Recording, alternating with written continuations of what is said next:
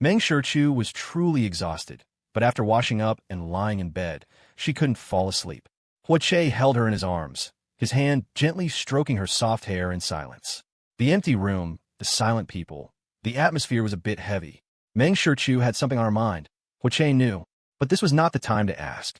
Meng Shichu had always been confident, even a little conceited, and her emotions were extremely reserved.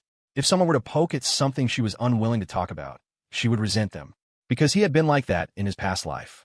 But he lacked Meng Shichu's rationality and decisiveness. Meng Shichu kept her eyes open, even though it was pitch black before her. That hand was still stroking her hair again and again. Hua Che wasn't asleep either. Letting out a breath, Meng Shichu took Hua Che's hand. She spoke first. It's been hard on you these past few days. You're talking nonsense again, Hua Che gently chided. Husband and wife were one entity. Her business was his business. At such a critical moment, he was bound to accompany and help her. This was his responsibility. It was also his pleasure to rush about and busy himself for her. Fortunately, after becoming a wandering spirit in his past life, he had witnessed the Hua family hold a funeral for him, so he had a bit of experience. Meng Shichu leaned closer to him and spoke again. Thanks to you these past few days. She was glad to have him. Second uncle was mired in grief, and big brother had to keep vigil. She and second uncle's 2 children had no experience in these matters. Fortunately, there was Hua Che. Everything was arranged properly, and in the end, Pei Guangyan was sent off smoothly and with dignity. For this funeral, all of Hua Che's friends had come.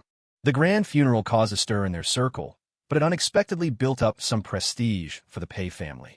Meng Shichu felt as if she was beginning to see the general outline of that sincere heart. Hua Che squeezed Meng Shichu's hand back. I will always be by your side from now on. Always. In the few moments she needed him, as long as she wished, she would be able to see his presence. Meng Shichu took a breath of his scent and closed her eyes. Hua Che is very good. He was exceptionally outstanding. Pei Guangyuan was ill, but he was actively cooperating with the doctor, getting infusions when needed and taking his medicine. When the doctor told him to stay in the hospital, he agreed. The busyness of the past few days had left a lot of work to be dealt with. Pei Xiaohong and Pei Mange had joined Wanhai as vice presidents, parachuting in, and were so busy for 2 consecutive days that their feet never touched the ground. Hua Che was not much better off. A 20-minute meal break was followed by non-stop meetings and appointments. The feeling after 2 days was, holding in P is really uncomfortable. In comparison, Meng Shichu was slightly better off. She had many businesses under her name, but also many managers. Each of her assistants was a capable general in their own right, helping her handle a lot of the work. After 3 busy days, it was the 7th day since Pei Guangyan's passing. Meng Ling arrived in Kyoto at noon. She came with her special assistant. Ning Chuan did not come with her this time. Pei Jinhui also came to pick her up from the airport and greeted her warmly as soon as he saw her. Aunt Meng. Hello, Jinhui.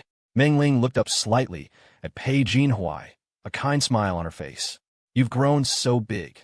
Yes, Pei Jinhui nodded, his response unexpectedly nasal. When Aunt Meng left back then, he was only as tall as her shoulder. On the day she left, he and his father saw her off, and Aunt Meng held a small hand and said, Jinhui, grow up well. You are the best. In the blink of an eye, more than 20 years had passed. Mom, Meng Shichu and Hua Che said at the same time. You both didn't need to come pick me up. I know the way, Meng Ling said, walking towards the car with them. She added an explanation. Brother Chuan flew abroad, so he couldn't come. Don't mind. Ning Chuan was gradually delegating power and was already a relatively leisurely CEO, but there were always some things that required his personal attention. In the car, Meng Ling said to Pei Jinhui, I read the letter your father gave me. I don't blame him, and you shouldn't overthink it. There's no debt. At that time, she and Pei Guangyan were both adults and would face different choices. There were always times of helplessness and disagreement. Whether they were together or apart, it was by mutual consent, with no unpleasantness. It was just a decision made after weighing the options. I know, Pei Jinhui nodded. He believed that Aunt Meng had once loved his father passionately. If it wasn't deep love, how could she have endured a lifelong, unhealable wound for his son? The love was real. So was the separation. It was the truest portrayal of a fated, but ultimately star-crossed love. With Meng Ling's consent, they took her directly to the Pei family home. Second uncle, Pei Guangyuan, had run out from the hospital. He looked sickly and pale. Seeing Meng Ling, he managed to smile and greeted her. Welcome, welcome. On the way here, Jinhui told me you were sick. You need to rest well. I'm seeing a doctor, Pei Guangyan said, raising his hand, which had an 4 catheter taped to the back. The Pei family mansion had been renovated, but the layout hadn't changed. It was still the same as before. Meng Ling didn't seem too reserved. She had met all 3 of the Pei children before, and now they were all adults, the girls beautiful, the boy handsome.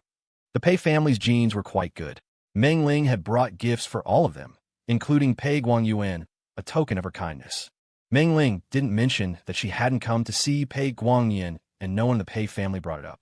Everyone is an individual with their own considerations. One couldn't say that just because she didn't visit when Pei Guangyan fell ill, she was a certain type of person. No one in the Pei family thought ill of Meng Ling. After lunch, they sat and drank tea for a while before the group headed to the cemetery. Meng Ling's assistant had already prepared incense, joss paper, firecrackers, and fresh flowers as she had requested. In the cemetery, on the flat ground in front of the newly raised grave, a thick layer of firecracker residue lay. Looking out, Meng Ling felt it was like the red spider lilies blooming on a road to the underworld, guiding the newly arrived souls to a new world to experience a new life. Everyone laid out the items they had brought, and white and yellow chrysanthemums covered the area in front of the tombstone. Meng Ling had bought many yellow chrysanthemums and also brought a bouquet of sunflowers. Pei Guangyan had once said that he yearned for the light and hoped to live like a sunflower, chasing the light his whole life. She had also specifically asked Ning Chuan to bring a bouquet last time. She was in the entertainment and media industry, so she naturally thought more about things. Plus, she was extremely busy, and her intention to avoid Pei Guangyan was clear. After all, what others saw was, look, Pei Guangyan remained single his whole life for Meng Ling. But what she thought was, if it's over, then it should be a clean break. What good would meeting do? They already shared a child. Wouldn't a meeting make Pei Guangyan mistakenly think she still had lingering feelings and that there was a chance for them to get back together? That would be irresponsible to both Pei Guangyan and her current marriage. She had once sincerely loved Pei Guangyan, and now she passionately loved Ning Chuan. Let others call her promiscuous or heartless. She considered herself to have a clear conscience about her past and was at peace with her present. As they burned joss paper and offered incense, more people arrived one after another, including the whole father and son duo. The local custom placed great importance on the 7th day, the final 7th day, and the 100-day memorials, and many relatives and old friends would come of their own accord. This 7th-day memorial lasted from 2:30 in the afternoon until 7:30 in the evening. A thick layer of flowers had been piled up, the incense had been burning continuously, and a fresh layer of firecracker residue covered the old. As she left, Meng Ling looked back at the new tombstone and made a silent wish. I hope you have no worries in your next life and a lifetime of happiness. Pei Guanyan's life had been too hard. The responsibility and future of the Pei family had pushed him forward, every step a heavy burden. Even with all the glory, it was ultimately too bitter. May he have exhausted all his hardships in this life, so that his next is filled with sweetness. That night, at Pei Jinhuai's earnest invitation, Meng Ling stayed at the Pei family home. Meng Shichu and Hua Che were also there. No one brought up the past or the future. On Saturday at noon, the Hua family booked a hotel for the 3 families to have a meal together. Pei Guangyuan once again ran out from the hospital. After the meal, Meng Ling went to the Hua residence to see the old madam. The old madam was overjoyed and said she must visit Yu City for the new year. Meng Ling extended a warm invitation. We can celebrate the new year together then. Good, good. The old madam was ecstatic, looking at Meng Ling as if she were her own daughter, her eyes full of affection. At 5 in the afternoon, Meng Ling had a flight back to Yu City. Hua Che and Meng Shichu saw her off. Unexpectedly, Pei Jinhuai and second uncle Pei Guangyuan were also at the airport. They had prepared some gifts for Meng Ling and had already checked them in. How thoughtful of you. Meng Ling didn't refuse. She said to Pei Guangyuan, you must take good care of your health. The Pei family still needs you to watch over it.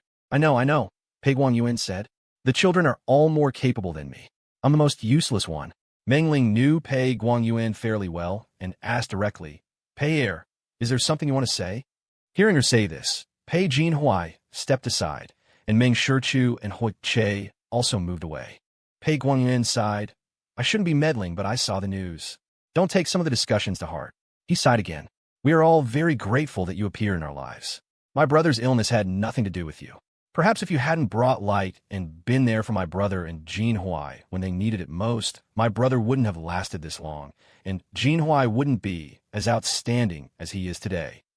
She was there during the most difficult times. It wasn't like what those people on the internet were saying. Meng Ling smiled and said, I don't care. Those things can't hurt me. That's good. Pei Guangyun wasn't very good at expressing himself. He was just a coarse, rough-and-tumble person. He twitched his lips and said, when you come to Kyoto in the future, you must come back to the Pei family for a visit. We're all family. I will, Meng Ling nodded. Chu was the Pei family's daughter, but even more so, she was her daughter, and she had also raised Pei Jinhuai for a time. It wasn't an exaggeration to say they were family. Before they parted, Meng Ling said to Pei Jinhuai, if you run into any trouble, find Aunt Meng. I'll definitely help if I can.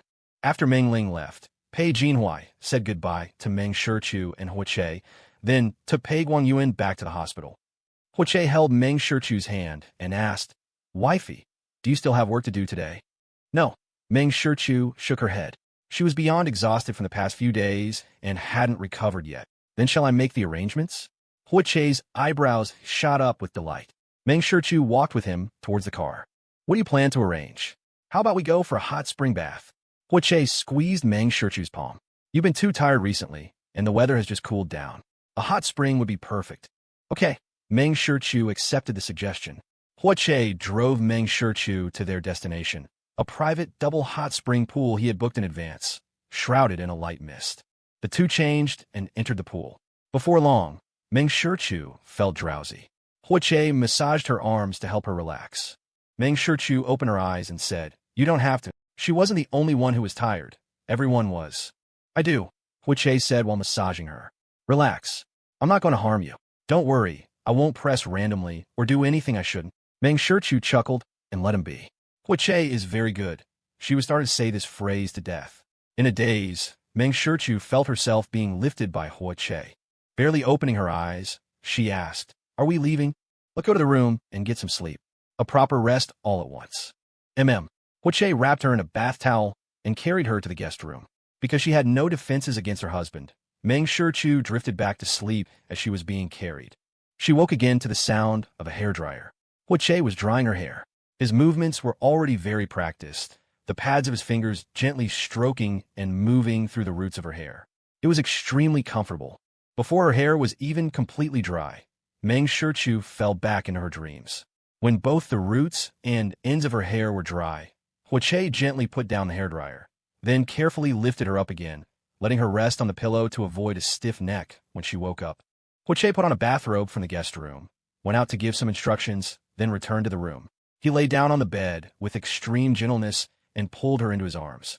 Meng Shichu was sleeping so soundly that his proximity didn't wake her. Noticing a slight frown on her brow, Huache gently smoothed it with his thumb and placed a kiss on her forehead. His wife. Sometimes she had a lot on her mind.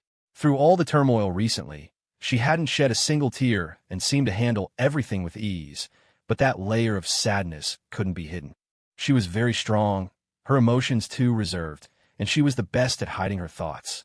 As expected of Pei Guangyun's child, she had inherited it from him, this preference for digesting negative emotions on her own. Pei Jinhuai was like that, and so was Meng Shichu. Huache took a pained breath, pulled her closer, and fell asleep with her.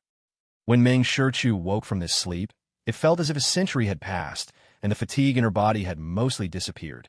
Her neck was resting on Huache's arm, her outstretched hand held in his, while his other arm was wrapped around her waist. Her back was pressed against his chest, his embrace like a safe harbor protecting her. Suddenly, Huache's voice came from behind her. You're awake. Meng Shichu turned to face Huache's smiling face. You weren't asleep? I just woke up not long ago. Huache pulled his arm in, bringing Meng Shichu closer. How is it? Do you feel a lot more relaxed? Meng Shichu nodded, then added, Are you hungry? Seeing you more comfortable, I'm not so hungry anymore. Although he said that, he still sat up, bringing Meng Shichu up with his arm. He asked, I had someone prepare food earlier.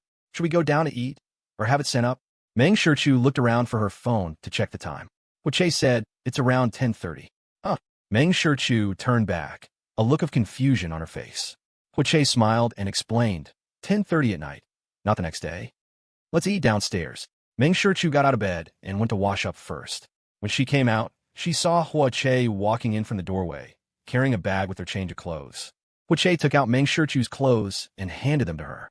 They were all clean, new clothes, a complete set from top to bottom, inside and out. When did these arrive? I arranged it right after I finished drying your hair. So thoughtful, Meng Shichu said with a smile. By the time Hua Che came out of the bathroom, Meng Shichu was already dressed.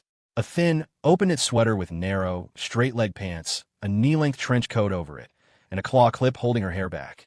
The whole look gave her a rare gentleness. Intellectual elegance was personified in Hua Che's eyes. Oof. His wife. Seeing him staring at her, Meng Shichu asked, "What are you looking at?" "My wife is beautiful." She smiled, then suddenly turned serious and asked, "What's that in your hair?" "Huh." Hua Che was puzzled and reached up to touch his hair, finding nothing. Meng Shichu moved closer. As she raised her hand, she said, "Lower your head." Hua Che complied. Her hand cupped the back of his neck. He thought there was really something stuck there, but instead, he felt a kiss land by his ear. His earlobe was warm and wet, gently grazed by her teeth twice. Meng Shichu pulled back, hummed him, and said nonchalantly, "Nothing I saw wrong." Just as she turned, Hua Che wrapped his arms around her from behind. He drew out a long and complained softly in her ear, "Wifey, you don't even bait the hook when you're fishing for me." She always went straight for the flirt without any preamble.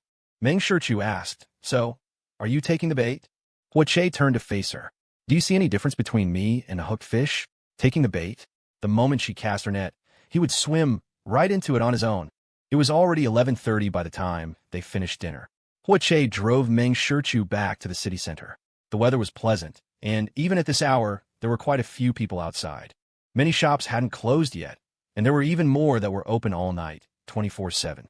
Hua Che parked the car in an outdoor lot, got out, and walked around to open the door for Meng Shichu. "Is there something you need to buy?" Meng Shichu looked puzzled, but stepped out of the car anyway. When she saw Hua Che's outstretched hand, she placed her own in it. Hua Che took her hand, shut the car door, and locked it.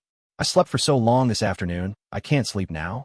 How about you keep me company for a walk?" Even though it was already a foregone conclusion, he still used a negotiating tone. He could have just said he was taking her for a walk, but instead, he said she was keeping him company. The corners of Meng Shichu's lips turned up slightly. "Okay, I'll keep you company. My wife is the best." Hua Che nodded, swinging their clasped hands like a young couple in the early stages of love, his tone and actions brimming with excitement. The evening breeze on their faces was exceptionally gentle. Suddenly, Hua Che stopped, his gaze fixed on the 24-hour shopping mall beside them. Meng Shichu, of course, remembered. The last time they came here, they had a great time and even ran into a little tyrant. But what left the deepest impression was Hua Che's dozens of failed attempts to win a single doll from the claw machine. Meng Shichu spoke up, "I want to play." Hua Che thought she was asking him, so he nodded. "I want to play." Meng Shichu clarified, "I want to play." Hua Che dragged out the sound, a look of sudden understanding on his face. "Then I'll play with you." They looked at each other and both laughed, a knowing and open smile. They entered the mall and went straight to the claw machines. Meng Shichu took out her phone, scanned the QR code, and bought 100 attempts. Hua Che raised an eyebrow. "You think I'm going to come up empty again?" "My hand slipped," Meng Shichu explained, her face straight and her heart not skipping a beat. "I meant to buy 10, but I typed an extra 0. There's definitely something wrong with this machine." Hua Che lightly kicked the machine with the toe of his shoe. Beside him, Meng Shichu leaned against another claw machine, calmly encouraging him with a smile. "Maybe you'll get it on the next one." "You said that 4 times already." Hua Che was discouraged. Seeing there were only 11 tries left, he reached out and pulled Meng Shichu over. "No way. You have to be embarrassed with me." "All right." Meng Shichu didn't refuse. Having watched the operation over 100 times, her mind had already mastered it. Meng Shichu operated the joystick, aimed for the right moment, and pressed the button. She watched as the claw descended. It had clearly reached the doll, but still couldn't lift it. The doll's position didn't even budge an inch. Just like that, the 11 tries were used up with no results. Hua Che spoke up. "This isn't right. Don't TV shows and novels say that in a couple, there's always one who's good at something and can definitely get it done? Why couldn't either he or Meng Shichu grab a single stuffed doll?" Meng Shichu thought for a moment. "The machine must be broken. I'll report it to the mall and have them fix it." She actually took out her phone and dialed the number on the machine. Seeing she was serious, Hua Che was surprised. "Let's just forget it. It's not a big deal. Maybe my skills are just bad. These machines have a probability issue. It has nothing to do with skill. It's impossible not to hit that probability, even once in 100 tries. Either the settings are wrong, or the machine itself is broken. Wifey, it's just a game machine. If it's broken, it needs to be fixed, Meng Shichu said stubbornly. How could he start doubting himself over a machine? Why not look for the machine's problem? Because it was a 24-hour mall, a staff member on duty came over. After learning about the situation, they immediately reported it to the technical department. Soon, another staff member from the technical department arrived. After an inspection, the staff member apologized with a pale face. I'm sorry, you too. The screw on this machine's claw was loose, which is why it couldn't grab the dolls. Would you like us to compensate you with another 100 tries? Or give you a refund? See? Your skills are fine. It was the machine's problem. Huiche looked at Meng Shichu with a deep gaze. He could clearly sense that Meng Shichu's insistence was because of his comment. Maybe my skills are just bad. She was vindicating him. It wasn't his fault he couldn't win a doll. Seeing Meng Shichu and Huiche exchange glances, the technician was afraid they would escalate the issue, which would lead to him and his colleagues getting reprimanded and fined. Because it wasn't a loose screw at all. The probability had been set incorrectly. For months, no one had won a single doll from this machine. This was a huge mess. Give us that doll inside. That shouldn't be a problem, right? She was pointing at a blue, race car-shaped stuffed toy. Huiche had tried to grab this one at least 40, if not 50, times. Of course. The technician immediately took the doll out and handed it over with both hands. Meng Shichu took it, and the technician added, "Let me refund the money you just topped up." No need. Meng Shichu took Huiche's hand and left. They played a few other games before leaving the mall. Meng Shichu gave the doll to Huiche. I quite like it. It's for you. What Huiche heard was, I'm giving you something I like, which means I like you. Even though he knew perfectly well that she had asked for it to help him. The sweetness in his heart spread like ripples, one after another, endlessly. It was already 1 in the morning when they got home. After a quick wash-up, Meng Shichu lay in bed while Huiche was still in the bathroom. Vaguely, she heard a soft, happy sound. Huiche was humming a song. He seemed to be in an exceptionally good mood. Meng Shichu couldn't help but let out a soft laugh. Hearing her own laughter surprised even herself. Thinking about Huiche being in a good mood made her feel exceptionally good too. Huiche came out of the bathroom, his hands randomly tousling his dripping hair, humming a happy but tuneless melody. Suddenly, he felt a gaze on him. Huiche looked up and saw Meng Shichu staring at him with a half-smile. Her eyes seemed to hold countless words, yet none needed to be spoken. Huiche stopped in his tracks. Is something wrong with me? No. Meng Shichu shook her head. Huiche didn't believe her. Something's up, Meng Shichu said with a smile. I just think you're especially well-behaved. Hearing this, Huiche's eyebrows shot up. Are you sure it's well-behaved, not handsome? Well-behaved, Meng Shichu nodded. Go look in the mirror. Huiche didn't believe it, and actually went to stand in front of the mirror. A bath towel was wrapped around his waist, water droplets rolling down his good physique. Although his hair falling down did make him look a bit well-behaved, he was mostly just handsome. Huiche turned and walked towards Meng Shichu, his palm resting on his chest, covering half of his pectoral muscle. I'm clearly handsome. Meng Shichu laughed. I told you to look in the mirror, and you actually went. Isn't that well-behaved? Huiche, who had already reached the bedside, froze again, then it dawned on him. He lifted one leg, knelt on the edge of the bed, propped his hands on the sheet, and brought his head close to Meng Shichu's. Why do you always dig pits for me to jump into? He sounded plaintive and wronged, but his tone was clearly enjoying it. Meng Shichu raised a hand and gently pinched his chin, her thumb tracing back and forth over his lips.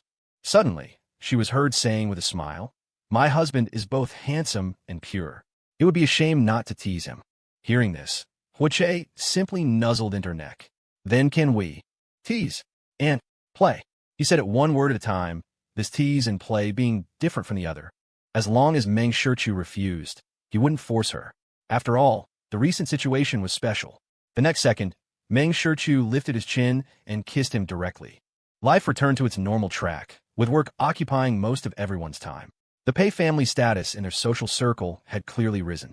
The 3 siblings, Pei Jinhui, Pei Xiuhong, and Pei Mange, worked together in unison, and Wanhai developed steadily.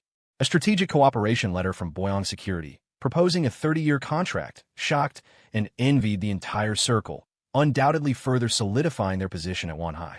It was already late autumn, and Kyoto welcomed a significant drop in temperature. Huiche seemed a bit listless. He was afraid of the cold. Unless he was indoors or in a car, he was already wearing a scarf. Coming to pick up Meng Shichu after work, he brought 2 cups of milk tea along the way and had already started drinking his.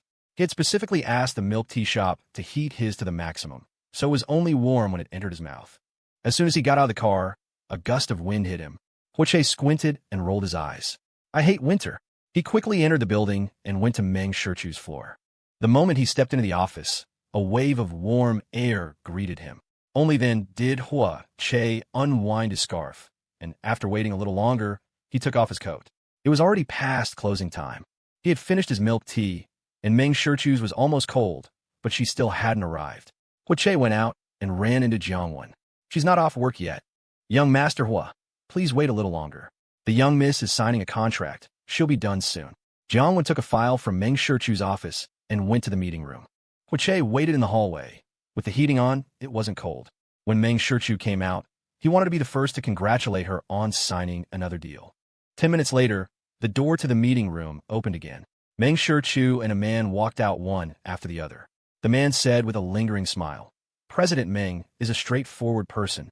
These past few interactions have always made me feel like we met too late. It's a pity I only just returned to the country to take over the group. If it were earlier, I would definitely. The other party deliberately left his sentence unfinished. Meng Shichu said impassively, if we had become partners earlier, perhaps the project would already be profitable by now.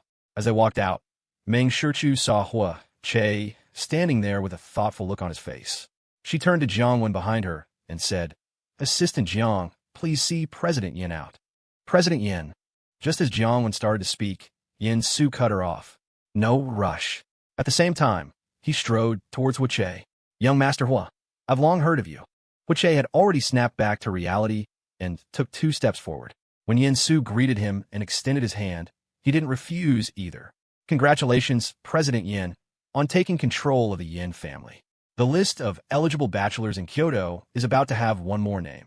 I didn't expect young Master Hua to pay attention to me. Yin Su smiled, squeezing the hand he was shaking with a bit of force. But young Master Hua is joking. What's so good about being a bachelor? It's people like young Master Hua that make others envious, successfully juggling both career and marriage. I'm truly green with envy. Huiche's smile was laced with daggers as he squeezed back with equal force. Why don't you learn from me, President Yin? Go to a few more weddings, see which groom messes up, and maybe you can take the opportunity to move up too. Their back and forth felt like a dozen rounds of negotiation. It was an even match. Sensing Huiche's hostility, Yin Su also showed his aggression. Young Master Hua, you're making fun of me. I have thin skin, I get shy easily. This was of course a jab at Huiche being thick-skinned. Huiche smiled. Face or a wife, President Yin will understand the difference one day. After saying that, Huiche ended the handshake, looked up at Meng Shichu, who was frowning over there, and walked over with a brilliant smile. Wifey, I've been waiting for you for so long. Arriving at Meng Shichu's side, Huiche, as if in a competition, put his arm around her waist. Are you done with work? Let's go home. Meng Shichu nodded and stepped forward to face Yin Su. President Yin, once again, I wish us a pleasant cooperation. It certainly will be. Yin Su nodded with a smile. Since young Master Hua is waiting for President Meng to go home today, I won't arrange for dinner. Let's do it tomorrow.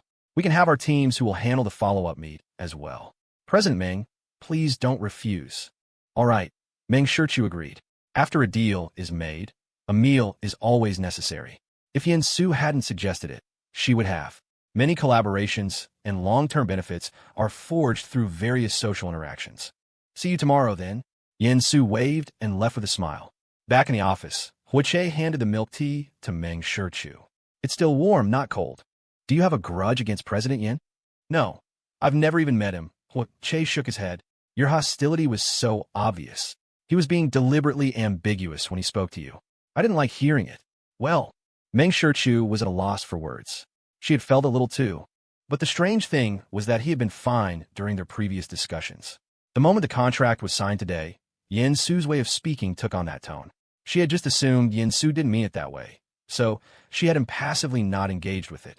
Now the contract was signed, the project was set, and the matter was settled. Huiche puffed out his cheeks. Wifey, I think he wants to steal you from me. It wasn't that he was overthinking it. It was because in his past life, Yin Su was the scum man that Meng Shichu had flash married.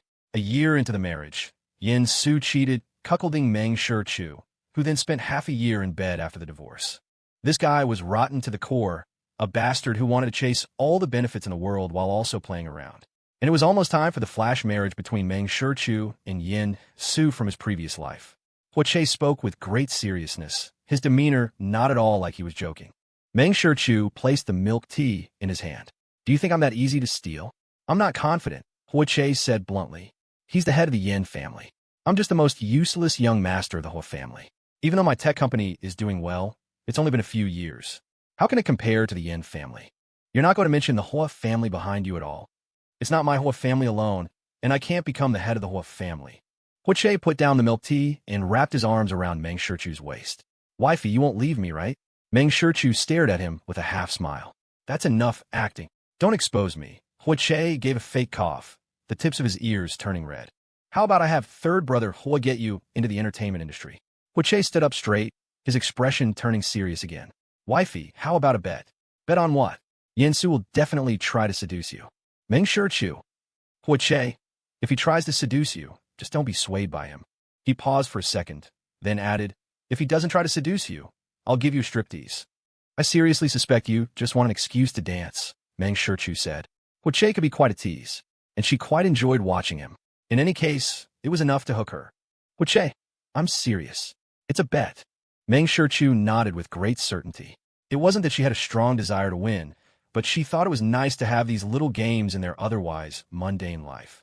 She was also happy to play along with Che. Before leaving, Meng Shichu helped Che wrap his scarf properly, and they left holding hands. They hadn't even walked out of the office building's lobby when two police officers approached and stood in front of Meng Shichu and Che. Mister, Che, is that you? I'm Che. May I ask what this is about? Che racked his brain, trying to think of what law he might have broken. Nothing. He was a law-abiding citizen. One of the officers said, Mr. Hua, please don't misunderstand. We would like to ask you some questions about Xia Yinxian. Is it convenient for you to come with us? It had been a long time since he had heard that name. Being brought up so suddenly, Che felt a wave of displeasure. I have no contact with her anymore. Don't come to me about her matters. Hearing this, the officer quickly explained, Mr. Hua, please don't misunderstand. We checked Xia Yunqian's phone, and she sent you many messages asking for help. She has passed away now. We just want to briefly understand the situation from what you know. Xia Yunqian had passed away just this noon, in the lobby of a resort hotel at a wedding scene, by suicide. She had stabbed a rusty pair of scissors into her own chest in public, the blood staining her white wedding dress. The scene was extremely tragic. Because the situation was controlled immediately, the news had not yet leaked out. After hearing the course of events, Che's face showed little expression. It was just that the Xia family had married Xia Yinxian off to a CEO who had been married 3 times, and Xia Yinxian had resisted with death, as resolute as she was in her past life when she used herself as a pawn. I don't know the specifics, Che began. The last I heard of her was when I saw her wedding announcement on my phone. That was months ago. Seeing the police officer taking notes, Che added, I used to pursue her, but it was a normal, proper pursuit. When she ran away from the engagement party, I stopped pursuing her. We've had basically no contact since. She sought me out a few times. I reported it to the police. You should have records of it. I don't understand why you're coming to me now that she has committed suicide. I didn't contact her, I didn't see her, and I didn't tell her to kill herself. Che picked up a glass, took a sip of water, and said again, as for the SOS messages you mentioned, I didn't see them. My phone is set to block messages from strangers. It's been set up that way for a long time. Numbers that aren't saved can't get through. Even my wife's calls and texts were blocked back then. Oh, right? I also blocked Xia Yinqian's number a long time ago. With that, he unlocked his phone and pushed it over. Check it if you want. He wasn't a suspect, so the police wouldn't check it. They handed the phone back to him. Che opened the blocked message folder himself. See? It doesn't matter. Just don't come looking for me a second time. We apologize, Mr. Hua, the police officer said without making excuses. They did indeed find Xia Yunqian's SOS messages in Che's junk folder. But the messages still had a gray dot next to them, indicating that Che had not opened or read them. The police asked a few more questions, then stood up and apologized. Sorry for the trouble, Mr. Hua. Thank you for your cooperation. I didn't kill her, you know, Che said, picking up his phone and clearing the junk folder. Of course, you were never a suspect to begin with. It was just that when an unexpected death occurred, the police had to investigate all parties before closing the case and issuing a certificate for the family to claim the body for cremation. Both SIM cards and Xia Yinqian's phone had sent many messages to Che, even on that very morning. That's why they needed to come and verify. After the police left, Huache walked out of the meeting room. Meng Shichu came over. Is it over? Any trouble? No, I'm not a suspect. That was why he refused to go to the police station, and they didn't object. That night, the news that Xia Yunqian had committed suicide at her own wedding spread, dominating the news and trending topics, causing a huge uproar. Netizens are a strange group. When something happened to Xia Yunqian, Huache, who had once pursued her madly and almost successfully got engaged to her, was dragged out to be publicly shamed. Seeing his first love and white moonlight end up so badly after leaving him. Is young Master Hua feeling satisfied? Young Master Hua must be screaming with delight in his heart. I thought Miss Xia marrying a thrice-divorced entrepreneur would let her skip decades of struggle. Turns out she just finished her life's journey right after getting married. A wedding is a woman's happiest day, yet she chose such an extreme way to end her life. She must have suffered a great injustice. Someone said before that young Master Hua would definitely go to Miss Xia's wedding. Could it be that he went and pulled some stunt that drove her to her death? If she had chosen young Master Hua, she wouldn't have suffered any injustice. Young Master Hua would have put her on a pedestal. The dead deserve respect. Have some decency. Young Master Hua has been married for half a year. His marriage is harmonious, and both families are thriving together. Is it necessary to drag him down? She was his white moonlight. Am I wrong? They broke up, and he's married. Breaking up doesn't negate how much he liked Miss Xia back then. It was Miss Xia who ran away from the engagement party. If I were a man, I wouldn't want her either. Young Master Hua did nothing wrong. Kick the misandrist above out. The internet erupted in arguments with all sorts of opinions, but it seemed that in the name of respecting the dead, everyone was fixated on attacking the living.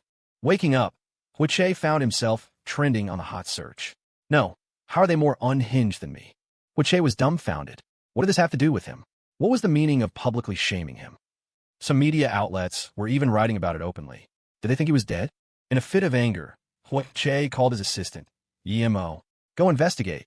Before long, his secretary brought in a cup of coffee, still very hot. This was sent over by the madam. Huache's expression softened considerably. He noticed that besides the coffee, there was also a piece of cake. A note was attached. On it were written 6 words, "Don't get angry. It's not worth it." Meng Shichu's handwriting. Huache's mood instantly improved by more than half. He arranged the cake and coffee, took a photo, and sent it to her. Received. He received the hot drink and cake, and also her care, which he kept in his heart. Don't get angry. It really wasn't worth it. Xia Yunqian's suicide had nothing to do with him. Those people online were just people who only looked at the surface and the results. They wouldn't care about the twists and turns in between. When a new incident came up, they would immediately turn their arrows in a new direction. To put it nicely, they were active netizens. To put it bluntly, they were internet trolls, an inevitable result of freedom of speech. But the media should not be like this. So Huache had the legal department of Rongshan get involved. Any media outlet that was provocative, malicious, distorted, or fabricated stories would not be spared. The PR team immediately went into action. In the afternoon, Huache learned the general truth of the matter. The marriage between Xia Yunqian and this CEO was forced by the Xia family. During this period, Xia Yunqian had run away many times but was always found by the Xia family. Knowing she couldn't escape, Xia Yunqian began to pretend to be obedient, seemingly following the arrangements while secretly trying to find a way to save herself. The highest level connection she could reach was him, Huache. Unfortunately, her active pleas for help received no response. She relentlessly sent messages and made calls every day, all of which sank like a stone into the sea. The night before the wedding, Xia Yunqian escaped again. Thinking about how she had been alone and without help before, always being caught by the Xia family, she thought of Su Zizhou. She went to find Su Zizhou, begging him to help her leave Kyoto and provide cover for her. This, however, was the worst decision Xia Yunqian could have made. Su Zizhou agreed on the surface, comforting her, but he then notified the Xia family to come and pick her up. This led to the desperate suicide at the wedding. And at that moment, Huache was once again trending on the hot search. This time, it was orchestrated by the Xia family. Xia Yunqian's mother cried to the media, saying her daughter had suffered a great injustice. Then, in front of the media cameras, Mrs. Xia pointed her finger directly at Huache and questioned, "President Hua, young Master Hua, my Yunqian sent you so many messages for help. Why did you ignore all of them? She saved your life once. Why are you so heartless? Watching her fall into the abyss. If you had just told us, or even called the police, that would have been something. Mrs. Xia even registered accounts on various platforms, posting tearful videos and several screenshots of messages Xia Yunxian had sent to Hua Che that contained his name. Hua Che, please save me. I'm going to die. Hua Che, I'm so sad. I regret it. Save me one last time, just this last time. I'll be grateful to you for a lifetime. I'm begging you. I deserve to die. Hua Che, I'm going to atone. I'm really going to atone. After reading it, Hua Che laughed out of anger. He suddenly thought of a sentence Xia Yunxian had said after he became a wandering spirit in his past life. Hua Che, it's Hua Che again, annoying me even after death. At this moment, he felt his own thoughts turn vicious to the extreme. The actions of Xia Yunxian's mother caused a huge storm on the internet. The vast number of active netizens launched a frenzied verbal assault on Hua Che. Hua Che is too despicable. He was the one chasing her relentlessly back then, and now that he's found someone new, he doesn't care about Xia Yunxian. Even a stranger wouldn't be indifferent to a cry for help. Is he a snake? So cold-blooded. All that deep love was fake. If he had truly loved Xia Yunxian, he wouldn't have been so indifferent to her many pleas for help. Liar and scumbag. And that woman surnamed Meng still wants a man like him. They say birds of a feather flock together, so that Meng woman must be no good either.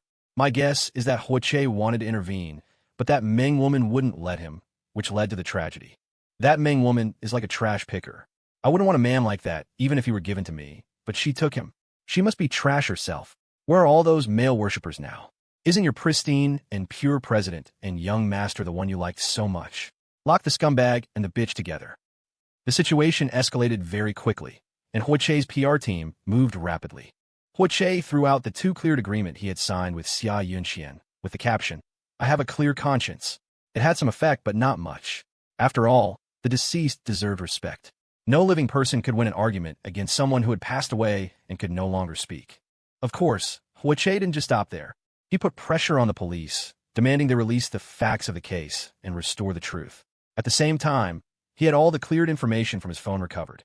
Even if he hadn't seen the contents of that junk folder, he didn't believe this was the full extent of what Xia Yunxian had sent. The Xia family was probably trying to use Xia Yunxian's death to extort another sum from him. At the same time, under his capacity as vice president of Huashe Rongqing, he communicated with Tao Jianmin, the head of Huanqing and the man Xia Yunxian was marrying, demanding his cooperation. It had been a long time since Hua Che had worn such a cold expression.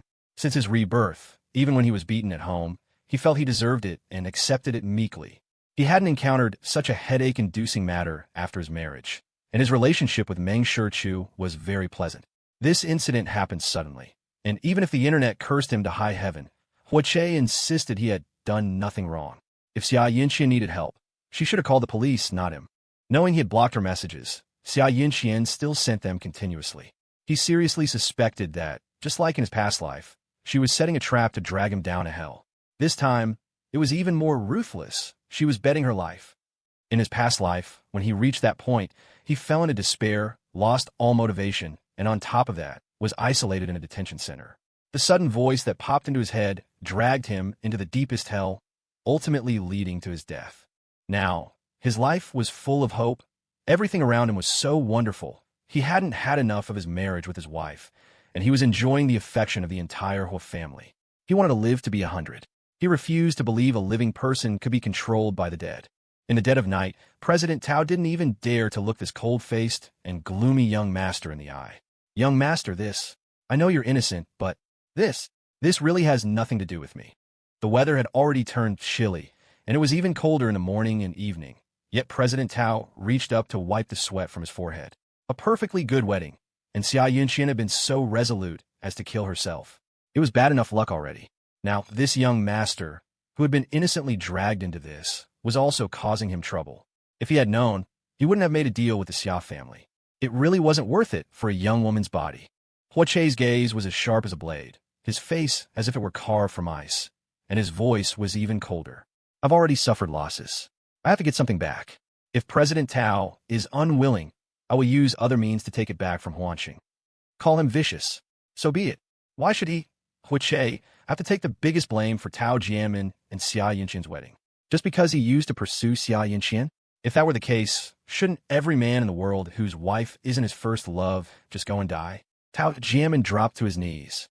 Young Master Hua, President Hua, I have old parents and young children. If you target my Huanqing, you're forcing me to my death.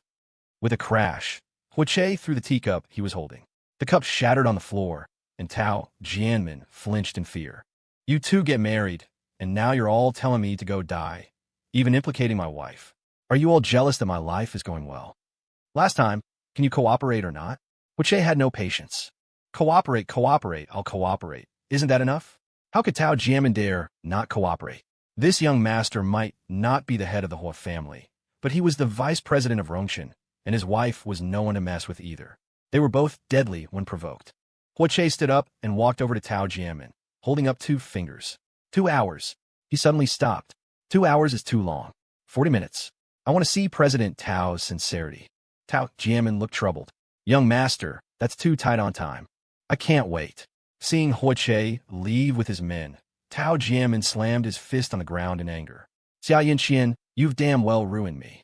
In the car, Huache sat in the passenger seat, toying with his assistant Liao Tianzong's lighter. His phone rang.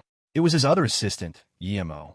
Boss, there are too many people. They're all just following the trend. Huache's face was expressionless as he said coldly, Sue as many as there are. I'm not short on cash. To hell with forgive and forget. You don't know how much it hurts until the needle pricks you. Now that it had pricked him, he wouldn't forgive a single bit. Yimo sighed. Boss, we don't have enough manpower. We need to assemble a new legal team. Should we ask the madam to step in?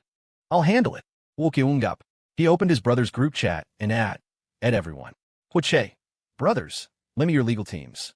Chung Yuxiu, address? I'll have my team head over. Lu Jing, I have shares in 7 law firms. They'll contact you shortly. Duan Xiao. Kid, just have your wife handle it. One move, and they're all wiped out. Huache at Duan Xiao, I made a military pledge with my wife. I have to solve this in under 72 hours. Duan Xiao at Huache, what happens if you can't? Lu Jing at Huache, what happens if you can't? Sheng Yuxiu at Huache, spit it out, so I can go to sleep.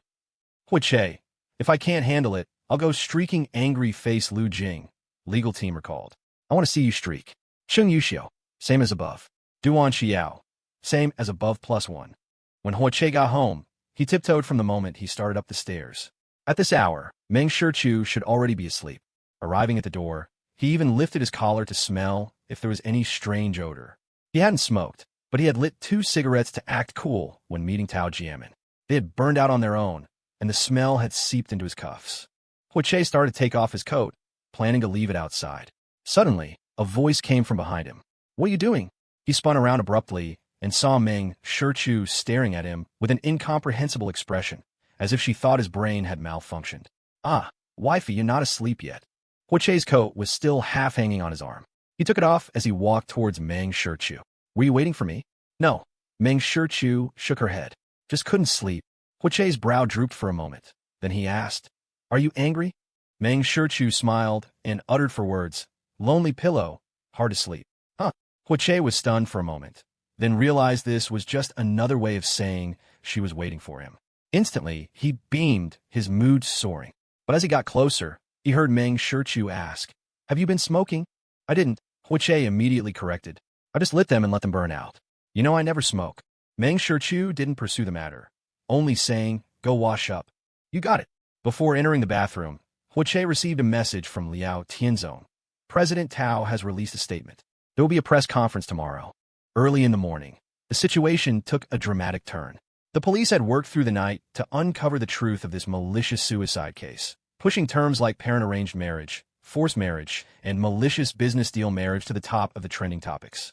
Not only that, but the police also released the footage recorded by their body cameras when they were consulting with Huache.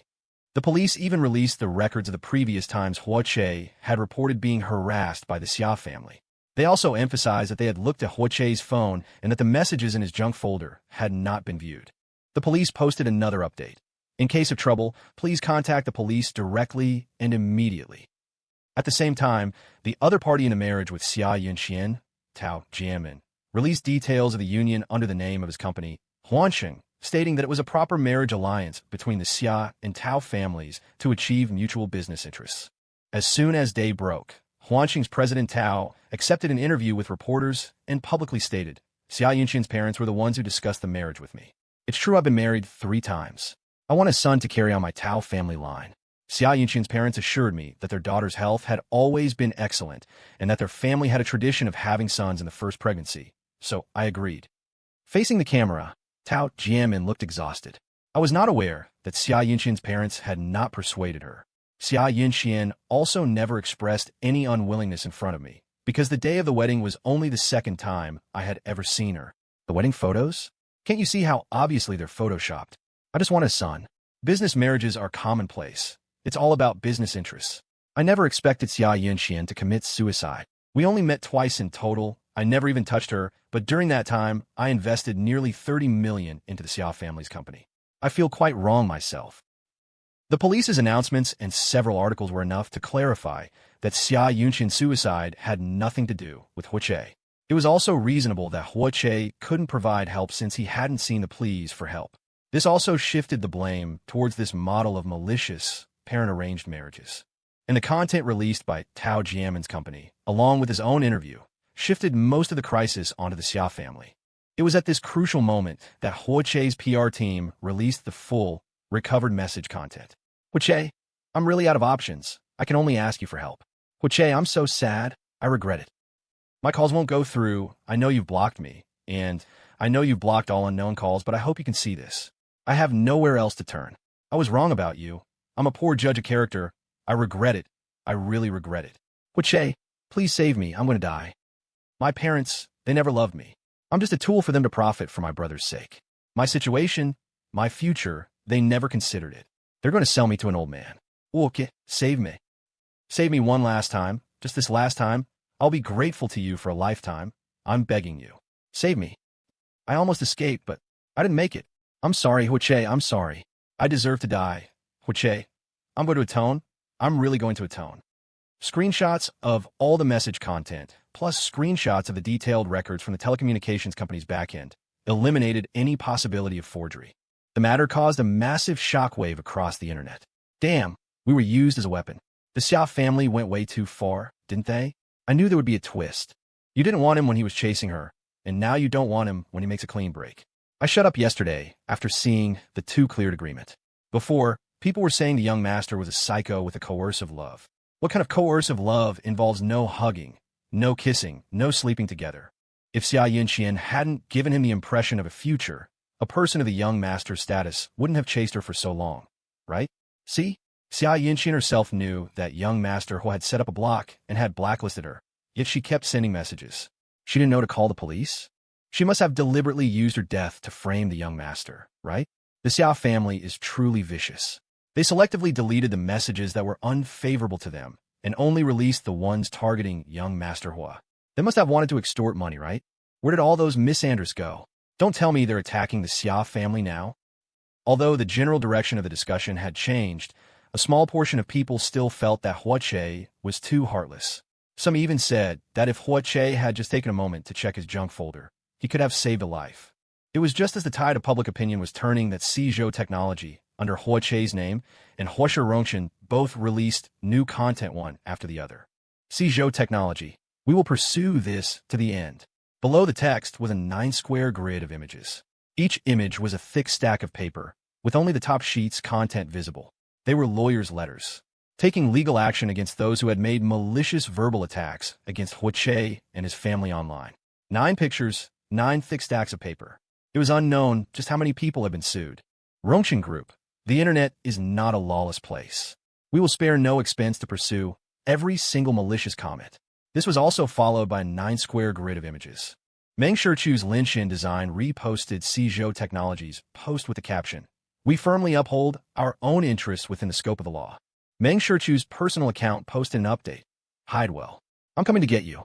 For a time, it was reposted by numerous groups and celebrities, all of whom had long suffered at the hands of internet trolls. A wave similar to a net-cleaning campaign swept across the internet. The result was a flood of apologies and account deactivations online. This time, they had messed with the wrong people, and the Xia family was not spared, finding themselves at the center of the internet's vortex. Several members of Xia family were also taken away by the police for various reasons, said to be for assistance in the investigation. Huoche browsed the online comments, looking at the countless apologies. The cold expression on his face had long vanished, replaced by a look of triumph. Across the internet, Countless people hid behind their screens, their hands flying across keyboards, getting high on the thrill. Each time, the cost of pursuing legal action outweighed the potential payoff, leading many to just let it go or back down. This only emboldened these folks, making them think they could get away with anything. This time, he had been hurt. He would absolutely not back down.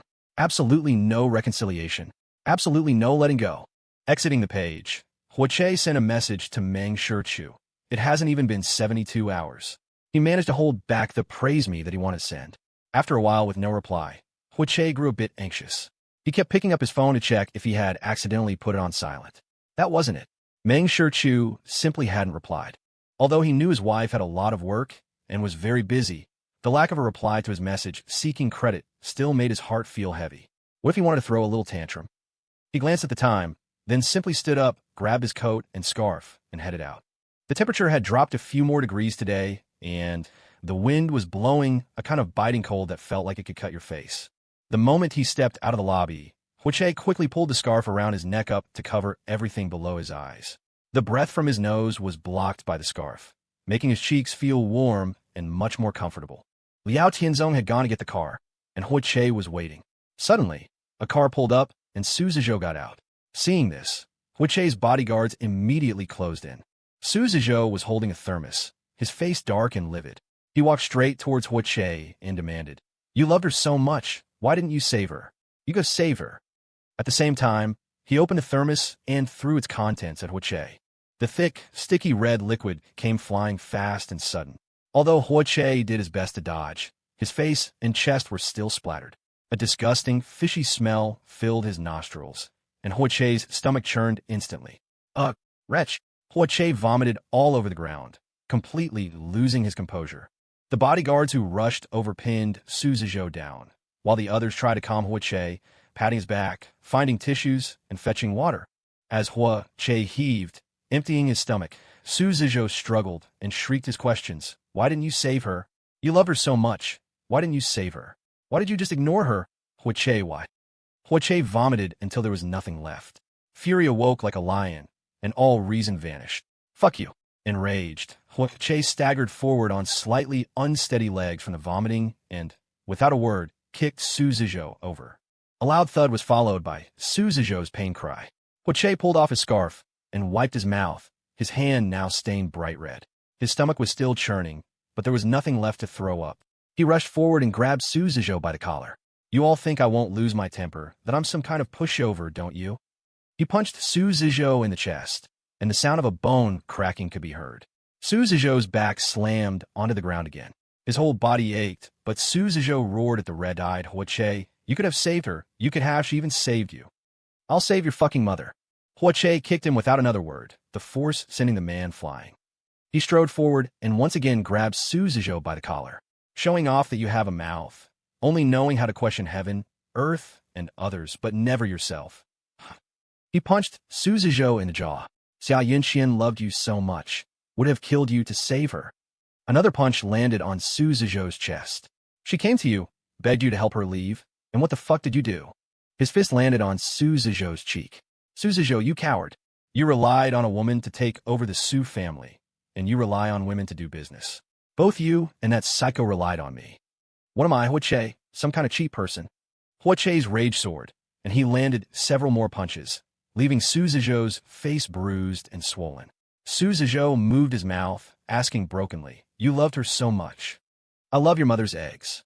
Huache cut him off, his hands closing around Su Zizhou's neck. "I just like her before. I don't like her anymore. I have a wife. I love my wife. I love Meng Shichu now. I love my wife. I was just a fucking idiot who chased Xia Yinxian before. I never hurt her, never forced her. What heavenly law did I break? Why does everyone have to push me, to attack me? She's dead and still won't let me go. You didn't even help her yourself, but you come here to pressure me.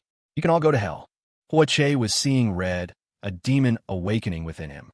In his mind, a long-forgotten voice suddenly awoke, its demonic tone dark and tempting. Strangle him. "Okay, let go." Two voices sounded almost simultaneously, one tempting him from the depths of his mind, the other calling out beside his ear. A touch of warmth came to his wrist.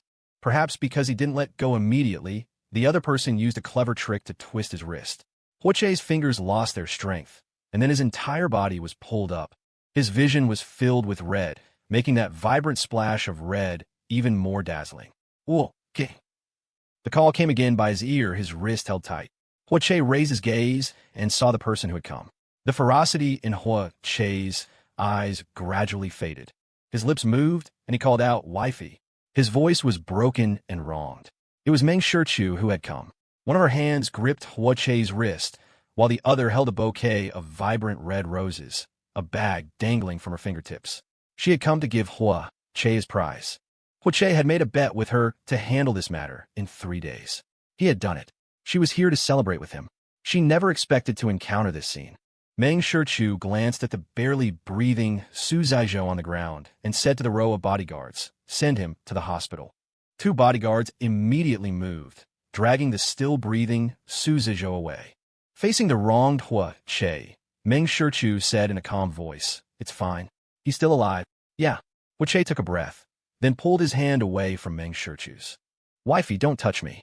I'm dirty. You'll be fine after a wash." Meng Shichu took his wrist again and led him away. As she passed the bodyguards, she left an instruction: clean up the scene, lock down the news, and make sure everyone keeps their mouth shut. Liao Tianzong, who had just rushed over, heard this and nodded repeatedly. "Don't worry, young madam. I'll handle it." Meng Shichu drove Hua Che home and pushed him into the bathroom. "After you wash up, let's go to the hospital to see if you're injured." Meng Shichu was about to leave, but Hua Che grabbed her wrist. Meng Shichu looked at him and asked, "Can't you wash yourself?" Hua Che kept his head down. "I don't want to be alone." That voice had appeared again. There was something wrong with him. That voice either persuaded him to die or persuaded him to kill others. He hated that voice. He didn't want to be alone. Hua Che's eyes were moist as he stared at Meng Shichu, swaying her arm back and forth. "Will you stay with me, please?" His voice was hoarse, as pitiful as a lost puppy in the rain. Meng Shichu stared at him for a few seconds, then turned on the tap, letting the hot water run. Meng Shichu wet a towel and wiped all the red blood from Hua Che's face. After wiping the dried blood from his face, she took off his dirty clothes. Hua Che was like a puppet, letting Meng Shichu handle him. Soon, only his underwear remained. Meng Shichu held the shower head and had Hua Che sit on the edge of the bathtub. "Lower your head." Hua Che said nothing and did as he was told. As Meng Shichu washed his hair, Hua Che's hands tightly gripped the hem of her clothes. "Wifey," he called out. His voice was very soft, and he thought it would be swallowed by the sound of the running water that Meng Shichu hadn't heard. But he received a reply, "I'm here." With his head still lowered, Hua Che bit his lip and said in a hoarse voice, "I'm sick." Meng Shichu's hands were full of foam. Hearing this, she didn't argue but went along with it. "Then let's see a doctor." "I'm being serious." Hua Che looked up, a head full of foam, his red eyes fixed on Meng Shichu. He looked as if he might cry at any second. Meng Shichu placed her now empty hand back on his head and scratched. "I'm being serious too." The man's lips were pressed into a tight line. He asked hesitantly, "Wifey, will you look down on me?" Meng Shichu scratched his head and said lightly, "You can still be fixed up." The next second, Hua Che wrapped his arms around Meng Shichu's waist, ignoring the water on his body and the foam on his head, and buried himself in her. Meng Shichu glanced down and said nonchalantly, "You got foam on me. It's already wet anyway." Hua Che's mood improved a little, and he finished showering by himself. When he came out of the bathroom, Meng Shichu had already changed her clothes and had found the clothes for him to wear. The dirty clothes he had taken off were gone, presumably thrown away by Meng Shichu. The air conditioning was on in the room, so it wasn't cold. Hua Che didn't rush to get dressed. Instead, he found a hairdryer and hesitantly handed it to Meng Shichu. "Wifey, can you blow-dry it for me this once?" "Sit there." Meng Shichu didn't refuse. The sound of the hairdryer buzzed by his ear, that gentle hand weaving through his hair. Her technique was not as skilled as a professional hairstylist's, but it had a gentleness that a hairstylist lacked. Hua Che felt a warmth spread through his heart, as if it were about to bloom into a field of flowers in this season of decay. Flowers blooming on the frozen, once-scorched earth of his heart. Meng Shichu took out a Band-Aid and placed it over the small cut on the back of Hua Che's hand, then rewrapped the scarf around his neck. "Let's go to the hospital for a checkup." She didn't consult him. It was a decision. "Okay." Hua Che nodded, not resisting. He knew he needed to see a doctor if he was sick. At the hospital, Meng Shichu had the doctor give Hua Che a full-body examination. It would take a while. Hua Che said, "You go handle your business. I'll be fine on my own." The assistant and bodyguards were there. She didn't need to be stuck here with him. More importantly, he didn't want to delay Meng Shichu. Otherwise, she would have to work late into the night again. It's fine. I don't have much to do today anyway. Meng Shichu's voice was very steady. You get your checkup first. I'm going upstairs for a bit. Okay, Huiche nodded. He took a step at the doctor, but then suddenly turned back and pulled Meng Shichu into his arms without a word. He hugged her tightly, his chin resting on her shoulder, his head turned so his voice was right by her ear. Wife, I love you. For real. Afraid Meng Shichu wouldn't believe him, Huiche quickly explained, I'm not lying to you. I really, really like you, and you're so good to me. I'm scared. Scared of what? Meng Shichu raised a hand and patted Huiche's back. Huiche took a deep breath of her scent and said, I'm scared you'll leave me. The hand patting him turned into an arm hugging his back. She asked, puzzled, why are you so insecure? I'm not good. I don't have many strengths. You're so good. Huiche's voice was very small, completely lacking confidence. He used to have some confidence, but so many people had handed him a death sentence that he was starting to wonder if he should just die. He had chased Xia Yinqian so desperately, and had even died once for her in his past life. He was thinking, was his soul just dirty? Was he unworthy of such a wonderful wife? His wife was an outstanding super queen, inside and out, while he was just a piece of junk with a tainted past and an unclean soul. In every aspect, he was no match for his wife. To Huiche's complete and unconfident self-negation, Meng Shichu offered an equally blunt negation. Nonsense. Meng Shichu said, you're very good. No. Before he could finish denying it, Meng Shichu continued, you have good looks, a good body, a good temper and personality. You're considerate, gentle, responsible, have a sense of duty, and... She suddenly lowered her voice, the 3 words lingering by Huiche's ear, good skills. And in her opinion, Huiche was capable and not weak at all. How could he not be good? He was very good. Huiche was deeply moved. He wanted to ask Meng Shichu if she liked him, but after thinking about it, he didn't dare. Instead, he expressed his feelings once more. Wifey, I like you. I love you. I'm not playing around. I know. Meng Shichu nodded. She had heard his confession when he was hitting Su Zizhou earlier. It was very sincere. Huiche let go of her and stood up straight, his eyes a little red. He held Meng Shichu's hands. I'm sorry, I'm pathetic. His cautiousness and insecurity were like that of a small child who hadn't grown up. Meng Shichu responded, a man with a sense of duty is not pathetic. In her eyes, Huiche had always been a responsible man. At the beginning of this marriage, she had been aiming for profit from the alliance. It was Huiche who had said he had to be responsible for the wife he proposed to, and for this legally recognized and protected marriage. Huiche was moved once again, like a soft palm patting his heart, the warmth of the palm carrying the gentle fragrance of spring blossoms. He hugged Meng Shichu again. He must have accumulated some immense virtue at some unnoticed moment to be so kindly treated by fate. The doctor waiting to examine Huiche looked very busy, either checking his phone, picking at the wall, or scratching his ear. In short, he was very busy, occasionally pretending to glance over. They say a man who knows how to act cute has the best luck. He was going to try it when he got home tonight. Huiche released Meng Shichu again. I'm going for my checkup. I hope there's nothing wrong with my body. Meng Shichu nodded, watching Huiche look back every 3 steps, as if he were walking to his execution. As the door to the examination room was about to close, he called out through the crack, wait for me, okay. Meng Shichu replied, even if it was just a sound. The examination room door closed. Meng Shichu turned and left, instructing the waiting bodyguards, if I'm not back down when the young master finishes his examination, call me. Yes, young miss. Meng Shichu went to the inpatient department, led by a bodyguard into Su Zizhou's room. In a room, both of Su Zizhou's parents were there, his mother constantly wiping her tears. Su Zizhou was on the bed, receiving in 4, his neck in a brace, his face bruised and swollen. The bodyguard had already reported Su Zizhou's condition. 3 broken ribs, 1 lost tooth, plus a concussion. It was quite serious. He would be bedridden for a long time. Seeing Meng Shichu, Su Zizhou's mother immediately shrieked, I'm going to sue you. You beat my son up like this, I'm going to sue you. Meng Shichu took out her phone. I'll help you call the police. Seeing this, Su Zizhou's father quickly spoke up, President Meng, let's settle this privately. Settle what privately? Look what they've done to my son. And you still want to settle privately? The mother disagreed, but was pulled away by the father. You shut up. Their own son had gone to someone else's company to cause trouble. If they really pursued it, Su Zizhou would be charged with provoking a disturbance. and he had thrown blood all over someone. At best, it would be a mutual fight. At worst, it would be considered self-defense on the other party's side. He didn't know what Su Zizhou was thinking, actually going to cause trouble for Huo Che. Was he someone you could mess with? Su Zizhou's father spoke to Meng Shichu again. President Meng, let's settle this privately. We won't go through legal procedures, and we won't ask for any compensation from you. Meng Shichu's expression was indifferent. She retorted, then what about my husband's compensation? President Meng, Meng Shichu said with extreme coldness. It's fine if you don't compensate. One day, I'll have someone throw Black Dog's blood on you all. It will be good to drive away the evil spirits in your family. We'll pay. The father conceded. The mother was unwilling. On what grounds? On the grounds that you can't win against me. Meng Shichu chuckled lightly. The law is only the lowest moral constraint. Within this limit, I have plenty of legal means to deal with Su Zizhou. President Meng, let's just settle it privately. Don't mind an old woman like her. Meng Shichu, fine.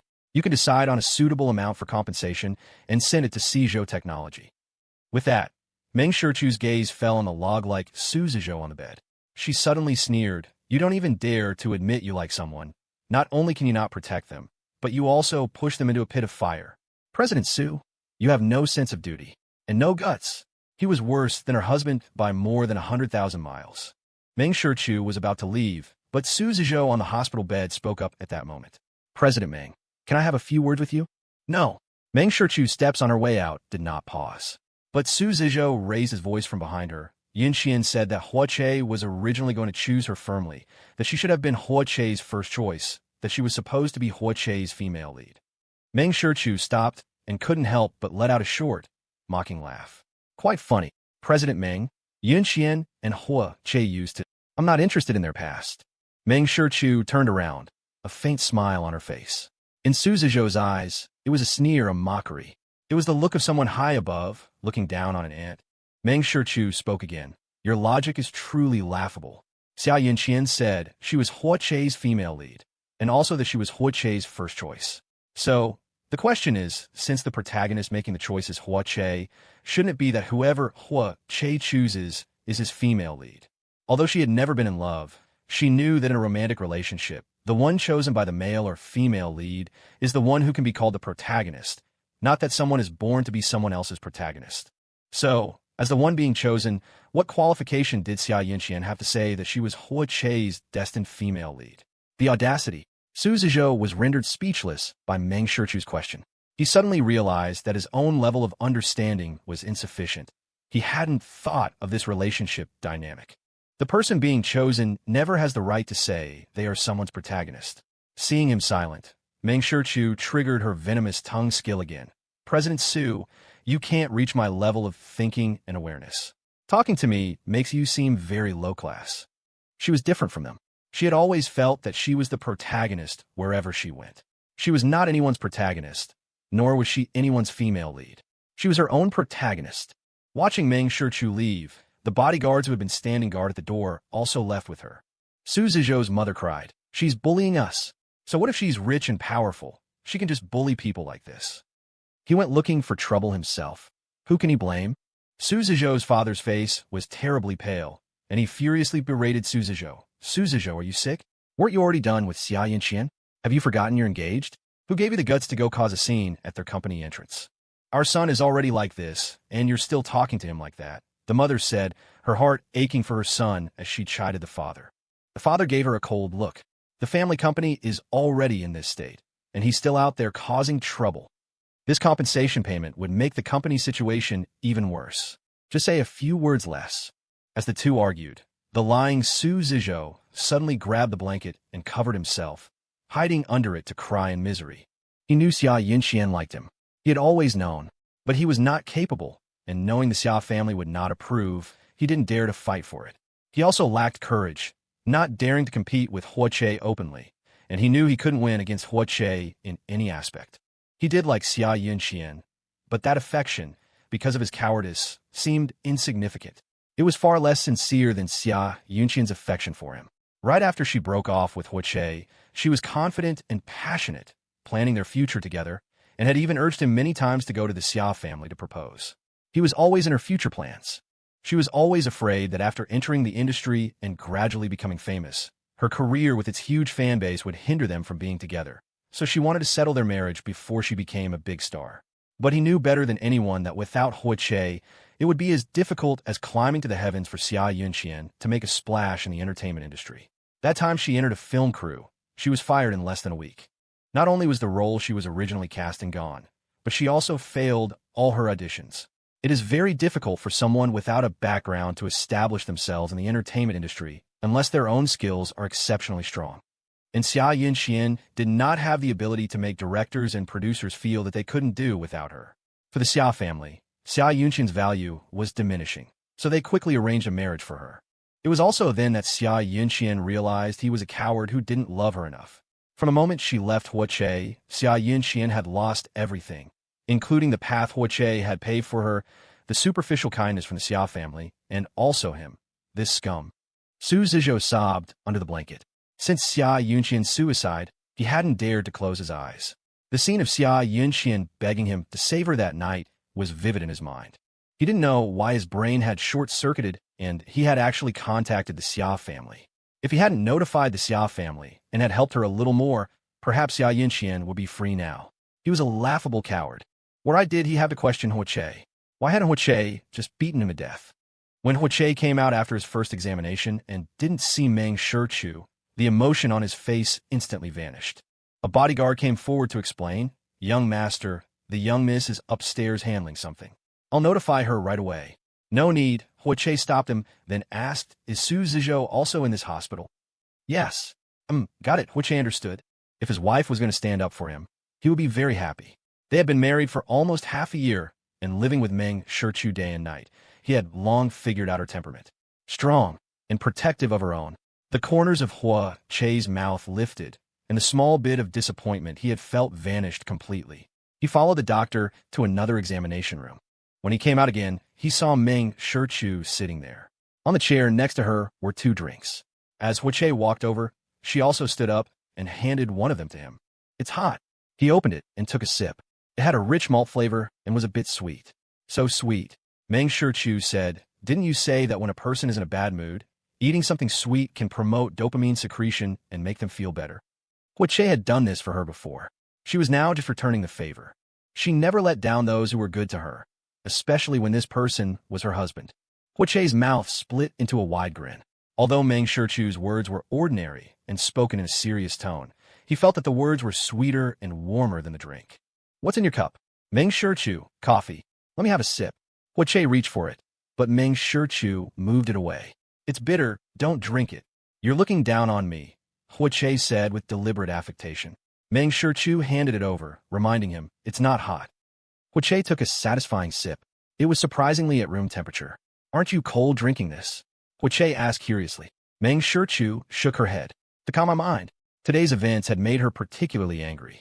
Although it wasn't obvious, she was aware of her own emotional turmoil. So she had some of my room temperature coffee. The cool coffee and its bitter taste gradually calmed her emotions. Che stared at Meng Shichu and asked, "Did you go see Su Zizhou?" Meng Shichu nodded. Are they going to sue me?" "They won't." Meng Shichu shook her head again, then said, "Even if they do, we can still get him sent to jail." The next second, Meng Shichu added, "They will pay a sum in compensation. It will be sent to your Zizhou technology." The Su family's current situation was not optimistic. A pitiful person must have their hateful aspects. They were not worthy of sympathy either. The gloom in Che's heart was swept away, and his mood visibly brightened. He bent down and whispered in Meng Shichu's ear, "Wifey is like a little sun. From now on, I'll be a sunflower and just revolve around you." She was always like this, conveying a fiery warmth with a calm and everyday attitude. And he could feel all of it. After spending nearly 3 hours at the hospital, all of Che's test results were in. There were no major issues, just a few minor problems. Holding the reports, Che let out a sigh of relief. "There's nothing wrong with me." Meng Shichu nodded. "Let's go get something to eat." The two found a restaurant and ordered simple home-style dishes. Che kept putting food on Meng Shichu's plate. "You eat too," Meng Shichu said. "I am." As they were finishing up, Meng Shichu suddenly asked, "Do you want to go see my big brother's doctor?" Caught off guard by the question, Che looked up and saw Meng Shichu staring at him. Her attitude was peaceful, her gaze calm. It was purely a suggestion. Che lowered his eyes, prodding at his bowl with his chopsticks. Okay, let's go. Then I'll let Dr. Chiu know. I'll listen to you. After lunch, Meng Shichu drove Huache to a psychological counseling clinic.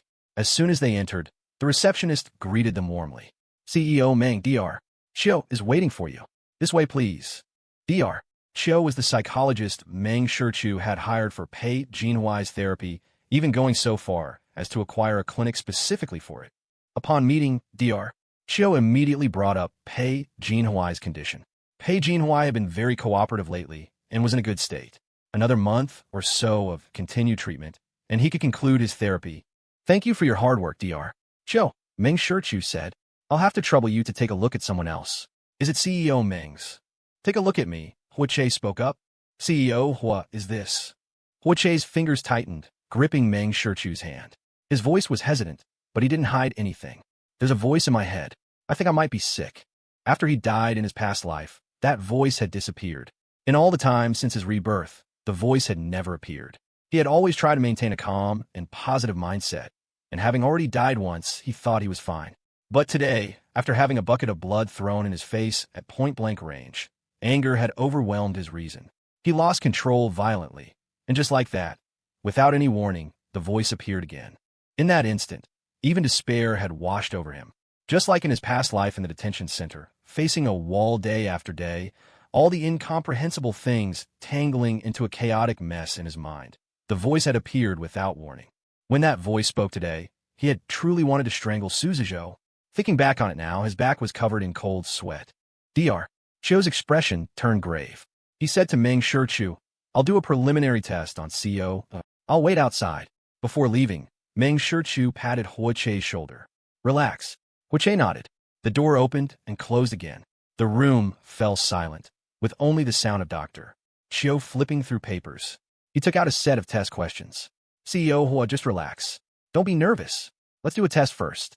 As Huache began, Dr. Chiu also asked some simple questions. How long has this voice been appearing? Huache's pen paused. A long time, he said, but it's been dormant since I got married. It just suddenly came back today. Dr. Chiu said, CEO Hua, I'm a doctor. You have to trust me. Hiding things will be detrimental to the test results. Huache looked up. What if it's something really absurd? He didn't finish, unsure of how to express himself. Dr. Chiu had a kind demeanor. No matter how absurd it is, as long as you cooperate, it can be cured. Huache nodded, lowered his head to do the test, and truthfully answered all of Dr. Chiu's questions. In the waiting area, Meng Shichu held a short conference call on her phone and busied herself for a while. Looking at the time, she saw that nearly 2 hours had passed. She frowned unconsciously. Did a psychological test really take this long? Her mind replayed the image of Huache losing control earlier. That state was indeed not right. Plus, Huache himself had said he had a problem. Another half-hour passed before the door to Dr. Chiu's office opened. Dr. Chiu came out alone. He found Meng Shichu, but her gaze went past him. Where's Huache? He's resting. Dr. Chiu's expression was grave. Meng Shichu keenly sensed that something was wrong. Dr. Chiu, just tell me directly. Sigh. Dr. Chiu sighed and handed the diagnostic report to Meng Shichu. Meng Shichu took it and looked it over. Her already cool temperament turned frigid as all expression vanished from her face, and an icy, angry chill emanated from her. Schizophrenia? Meng Shichu looked at Dr. Chiu. Are you sure? We can be almost certain, Dr. Chiu said. The typical symptoms are auditory hallucinations and delusions. CEO Hua can hear command and conversational voices, which can affect his normal thinking and decision-making. It's already very serious. Meng Shichu was silent for a few moments before asking, It's treatable, right? It requires the patient's cooperation. He'll cooperate. Dr. Chiu shook his head. It's a bit difficult. He has very severe delusions. With that, Dr. Chiu showed Meng Shichu another report with his notes. It mentioned a past life and even rebirth. Many of the events, each and every one, were described in vivid detail and with clear logic. Dr. Chiu said, This part is very strange. Normally, delusions have logical loopholes, but CEO Hua's. As a staunch materialist, Dr. Chiu firmly believed this was something Huache had imagined. It was also a manifestation of how severe his schizophrenia had become. After reading the notes, Meng Shichu said, Since we got married, he has been very normal. He doesn't seem severely ill. Dr. Chiu explained, Perhaps CEO who fell ill a long time ago but saw a doctor and got it under control. This recent incident dealt him a blow, like a key unlocking a sealed door, causing a relapse. I still don't think it's that serious, Meng Shichu said, handing the notes back to Dr. Chiao. I know a little about psychology, and having spent so much time with him day and night, I don't think I would have failed to notice if he were truly that ill. When he lost control today, I was the one who snapped him out of it. After a pause, Meng Shichu asked again, Dr. Chiao, if he were really that sick, it shouldn't have been so easy to bring him back to his senses, right? Dr. Chiao nodded in agreement. That's usually the case, which is why I also find CEO Hu's situation very strange.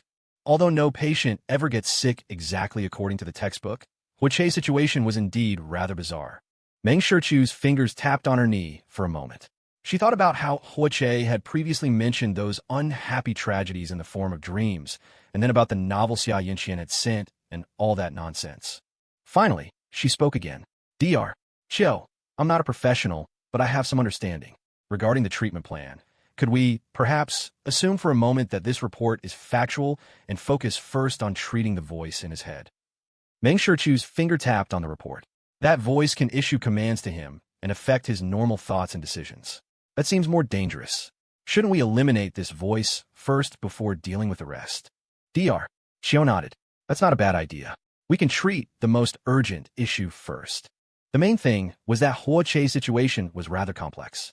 He had already shown signs of losing control, so they had to address the immediate danger to prevent him from causing any trouble later.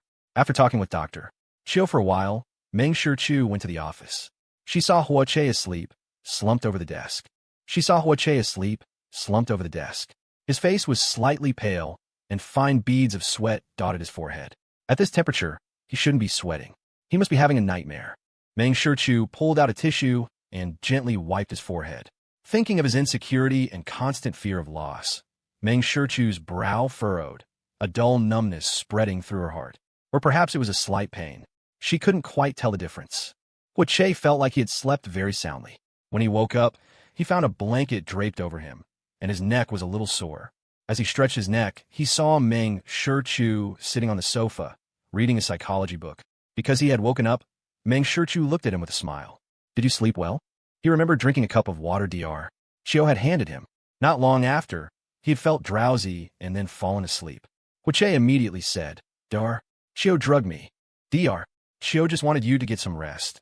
Meng Shichu explained, closing the book in her hands and placing it on the small coffee table beside her. Hui's hand, which was kneading his neck, stopped. He asked with a serious expression, Do I have a psychological problem?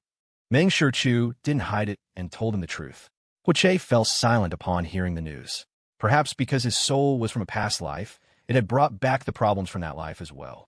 Back when he had just been reborn and saw the hysterical Xia Yinxian, he had felt both guilty and panicked. Guilty because his past self had pushed Xia Yinxian too hard, making her irritable and crazy, and she had brought that rage and madness with her into this life. Panicked because he was afraid he had brought those emotions back with him too. It turned out he hadn't been overthinking things. Meng Shichu stood up and walked over. Dr. Chiao is very professional. Just relax, it can be cured. Hui took Meng Shichu's hand and looked up at her, 1,000 words stuck in his throat. Meng Shichu leaned down slightly, close to his face. As long as it's not a matter of principle, I won't leave you. What counts as a matter of principle? Can you tell me in advance so I can avoid it?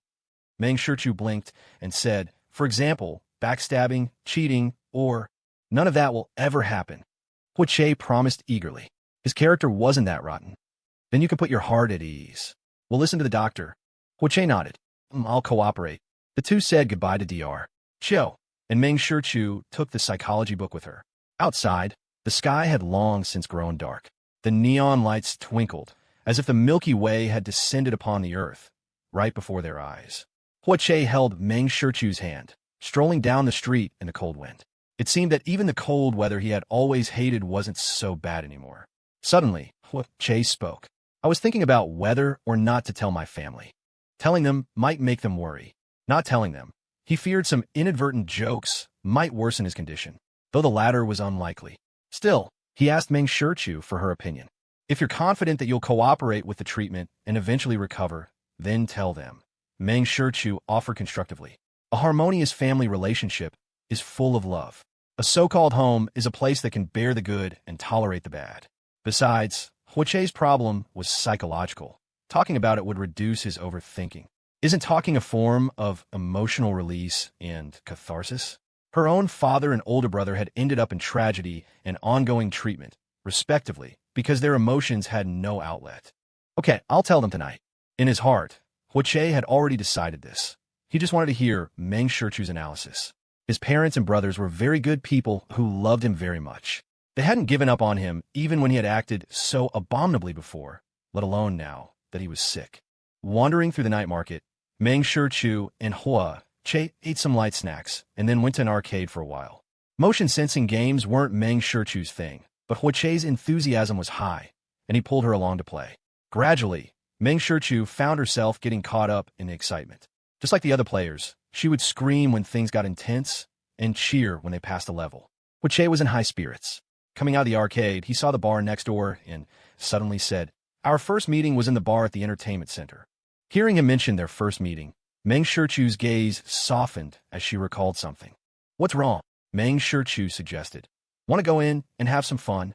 Let's go." The bar was bustling with noise, lights flashing alternately, music blasting, and the air was exceptionally hot. Huiche took off his scarf and looped it over his arm. Immediately, a girl came up to him. "Hey, handsome, want to hang out? I have a wife." Huiche hooked his arm around Meng Shichu's wrist. The girl looked at Meng Shichu, smiled slightly, and turned to leave. Amidst the clamor, some people hid in corners, nursing their sorrows amidst the debauchery, while others were swept up by the atmosphere, lost in revelry. Huiche was the latter. Meng Shichu ordered 2 brightly colored cocktails, handing the red and blue gradient one to Huiche. Red floated like a cloud over a blue base, like a fire burning on the sea, like a sunset or a sunrise over the ocean. Huiche took a sip. It was a bit sweet. A fruit wine cocktail. His eyes fell on the glass in Meng Shichu's hand, and he asked with a smile, "Want to try a taste of mine?" Meng Shichu smiled at him and handed him her own orange-colored drink. Huiche's lips curved.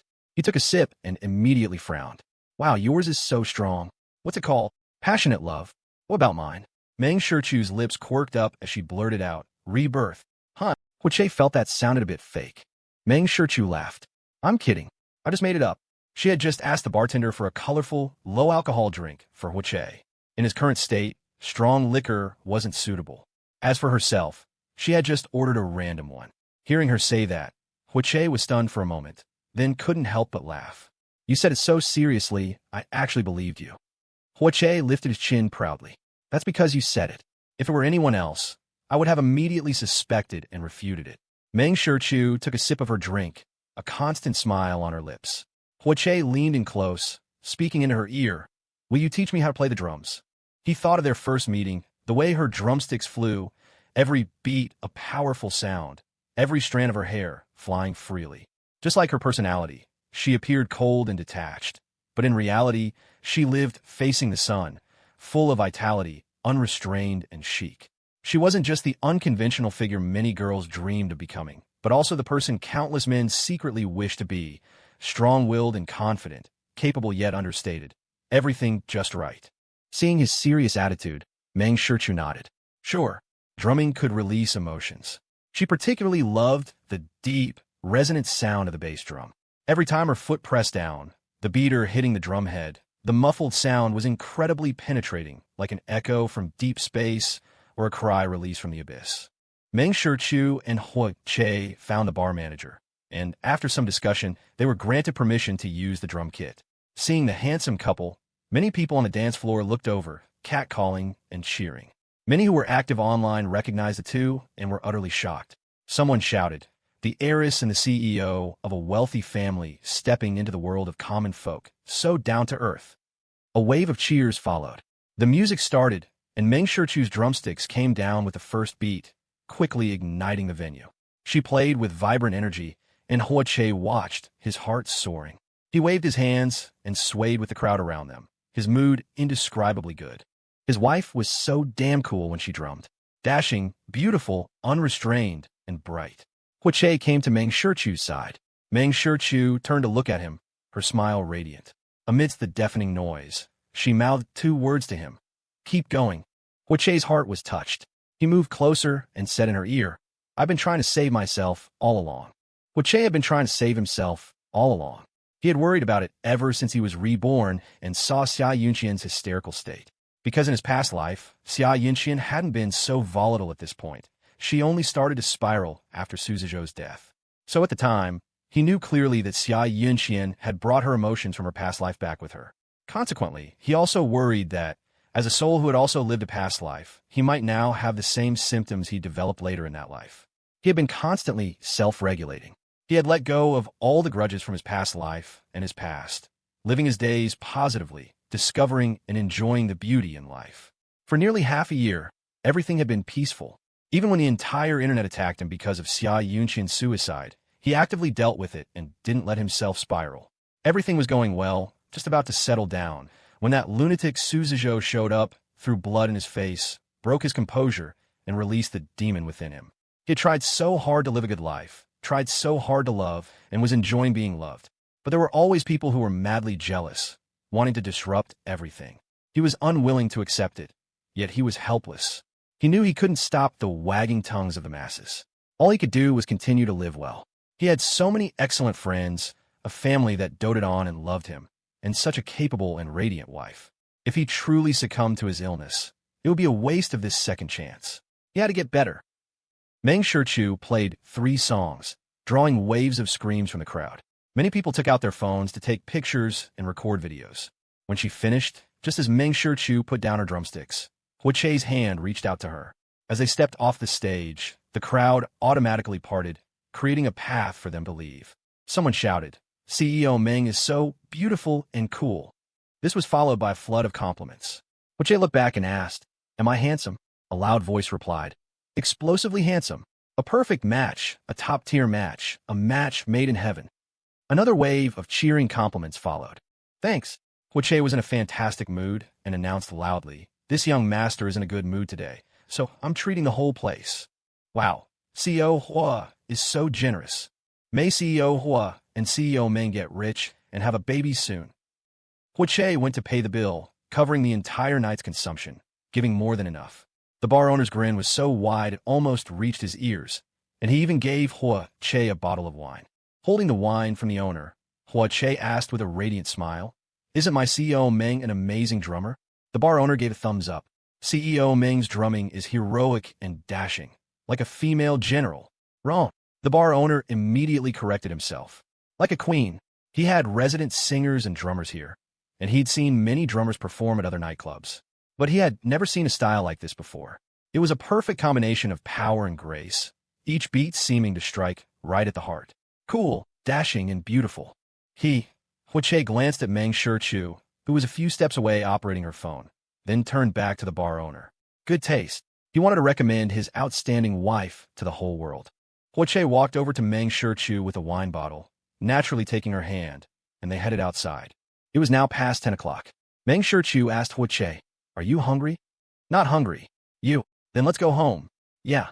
Meng Shichu took out her phone to message a bodyguard to bring the car over. Both she and Che had been drinking, so they couldn't drive. A few minutes later, a bodyguard drove the car and parked it by the roadside.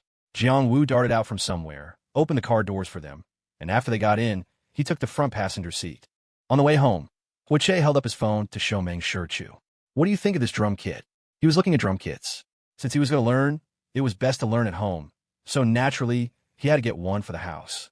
Meng Shichu said, "I've already had one prepared." "When did you do that?" Che was shocked again. Meng Shichu's efficiency was always so fast. "While you're paying the bill." Back home, while Meng Shichu was taking a shower, Che was on his phone, sending messages in the Hua family's group chat. "Okay, I'm sick." Just as he was about to find and photograph the diagnosis report, a reply came from Hua Cheng. "Hua Cheng, what's the problem? I'll arrange a doctor for you." "Okay." Image.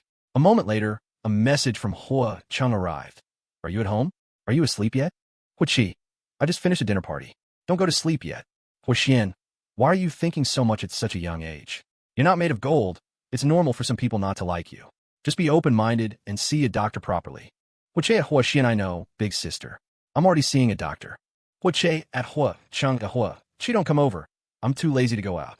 I'll be home tomorrow afternoon. Be gentle with me then, okay?" "Hua Cheng, does Shichu know?" "Okay, she knows. She took me to the doctor." Hua Cheng, then you two get some rest. Come back for dinner tomorrow.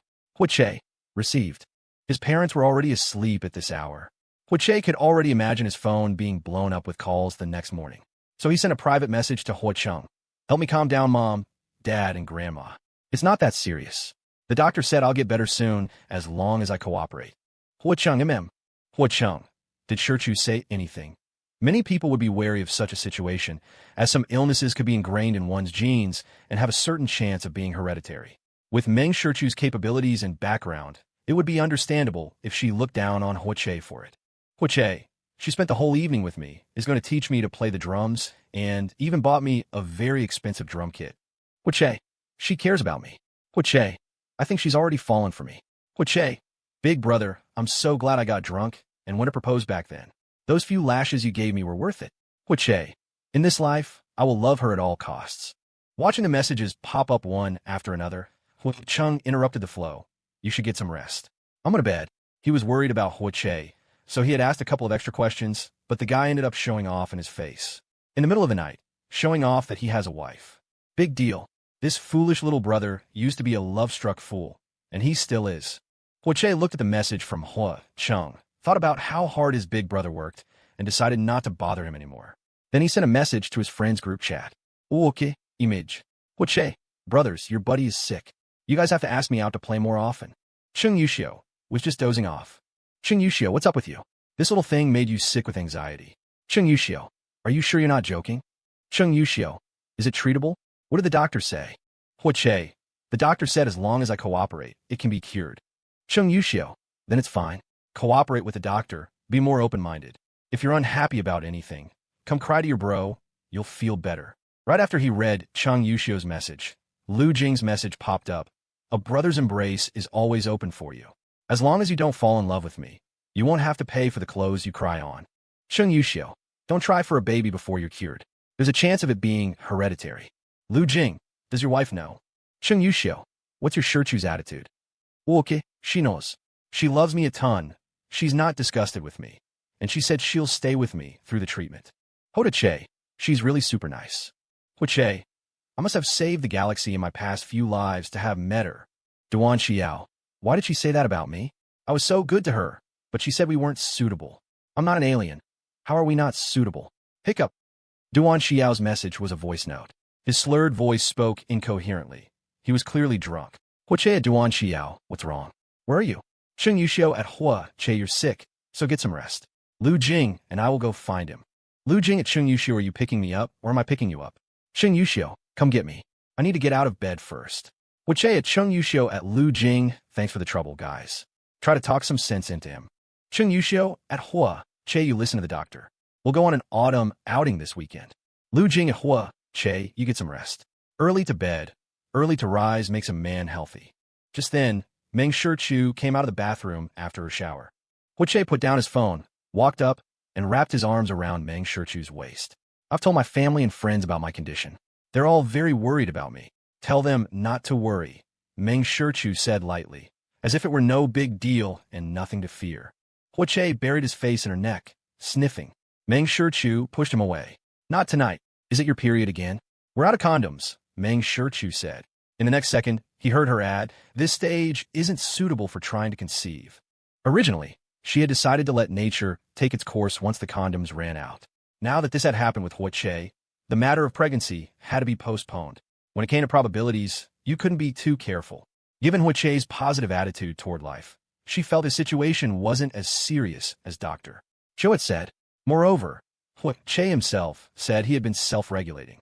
With the intervention of a psychologist and his cooperation, the chances of a full recovery were very high. Just like in the psychology book she read today, it said that a demon lives inside everyone's heart. When emotions accumulate without proper release, the demon grows until it awakens, just like the voice in Hua Che's head. Everything in nature goes through a cycle of growth and decay. If a demon can grow and awaken, it can naturally fall silent and die. A person like Hua Che, who loved life and was so sunny, surrounded by love, would naturally not let that demon run rampant for long. Meng Shirchu's hand gently rested on the side of Hua Che's neck, pushing him away slightly.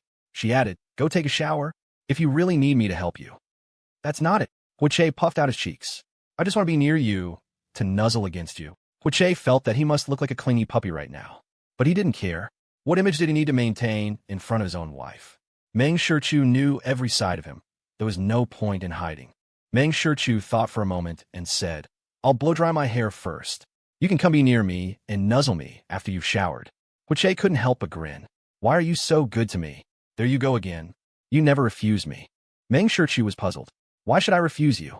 Unreasonable requests can be refused. I don't find it unreasonable, Meng Shichu said matter-of-factly. Isn't intimate contact between a husband and wife a matter of course? She wasn't repulsed by Huiche as a person, let alone his touch. Naturally, she didn't find his closeness unreasonable at all. On the contrary, she quite enjoyed the feeling of being close. It was just that she didn't need to be the one to initiate it. Huiche would always come to her on his own. It suited her perfectly. Then I'll go take a shower. Huiche kissed Meng Shichu on the forehead before heading to the bathroom, completely satisfied. Meng Shichu finished blow-drying her hair and sat on the bed. Instead of picking up her phone to check emails and reply to messages, as she usually did, she picked up the book she had brought from Dr. Chio's and continued to read. After breakfast, the two left together. As usual, Huiche dropped Meng Shichu off at her company before having his assistant drive him to Four Continents Technology. As soon as he entered his office, he saw Hua Cheng and Huiche sitting on the sofa. Huiche was startled. Big brother, second brother, when did you get here? The two men stood up, walked over, and stopped on either side of Huiche, looking him up and down. Huiche placed a hand on his chest and said with a smile, I'm fine, it's not a big deal. After all, Meng Shichu had given him a great deal of confidence, and he felt that yesterday was just an accident. A sunny flower like him, so positive and cheerful, wouldn't be easily defeated. I heard about what happened yesterday. Su Zizhou is inhuman. I won't let him off the hook. Hua Cheng's voice was calm at first, but it turned somewhat cold by the end. The Hua family's precious young master had been assaulted with blood right at the entrance of his own company. What a colossal humiliation. Su Zizhou had really grown some guts. Huiche nodded. I've already had my assistant make arrangements. Huiche's heart warmed, but he still said, my wife already got revenge for me. Hua Cheng shot him a look, not taking the bait of his public display of affection. He added, I'm replacing those bodyguards of yours. To let their employers suffer such an insult at his own company's entrance, their response time was pathetic. He was going to have a serious talk with the head of their bodyguard company. No need. It happened so suddenly. Who could have expected that bastard Su would be so audacious? Huiche paused, then said, Big brother, second brother, did you know? Yesterday, it was my wife who deliberately stopped the bodyguards from preventing me from hitting that bastard Su. Hua Cheng. Wuki. The corners of Huiche's mouth were about to reach the heavens. She said grudges should be settled on the spot, as long as I don't beat him to death. It was only when Meng Shichu saw him lose control that she stepped in to stop him. Personally, just thinking about it made Huiche's heart feel as if it were coated in honey. Hua Cheng and Huiche exchanged a look, both speechless. They had thought that Huiche finding a fierce wife would keep his craziness in check. But how was it that after half a year, not only was Meng Shichu not managing Huiche, she was indulging him like this? No wonder Huiche was showing off his love life in their private chat last night. If he had a wife like that, he'd show her off too. And now, they came to comfort him, only to have him show off in their faces again. All right, if you have any grievances or worries, remember to speak up. Hua Cheng habitually patted Huiche's shoulder. I've taken care of Mom, Dad, and Grandma. You'll see when you get home tonight. Huiche also reached out and poked Huiche's cheek. You have to be happy, you know? If you run into any problems you can't solve, you can always count on your brothers. Let's go, Huiche. He's fine, he's doing great. Hua Cheng urged, practically dragging Huiche away. Overall, he was quite reassured about his youngest brother for now. Huiche held a short meeting. When he returned to his office and sat down, his assistant, Yimo, came in carrying a large pile of things. Desserts, snacks, cakes, drinks, chocolates, and even flowers. Huiche asked for my wife, Yimo, from young Master Chung and young Master Lu. Huiche took a picture and sent it to their group chat, followed by a line of text. Got them. Thanks, bros. Lu Jing, just say what you need, and your bro will get it for you.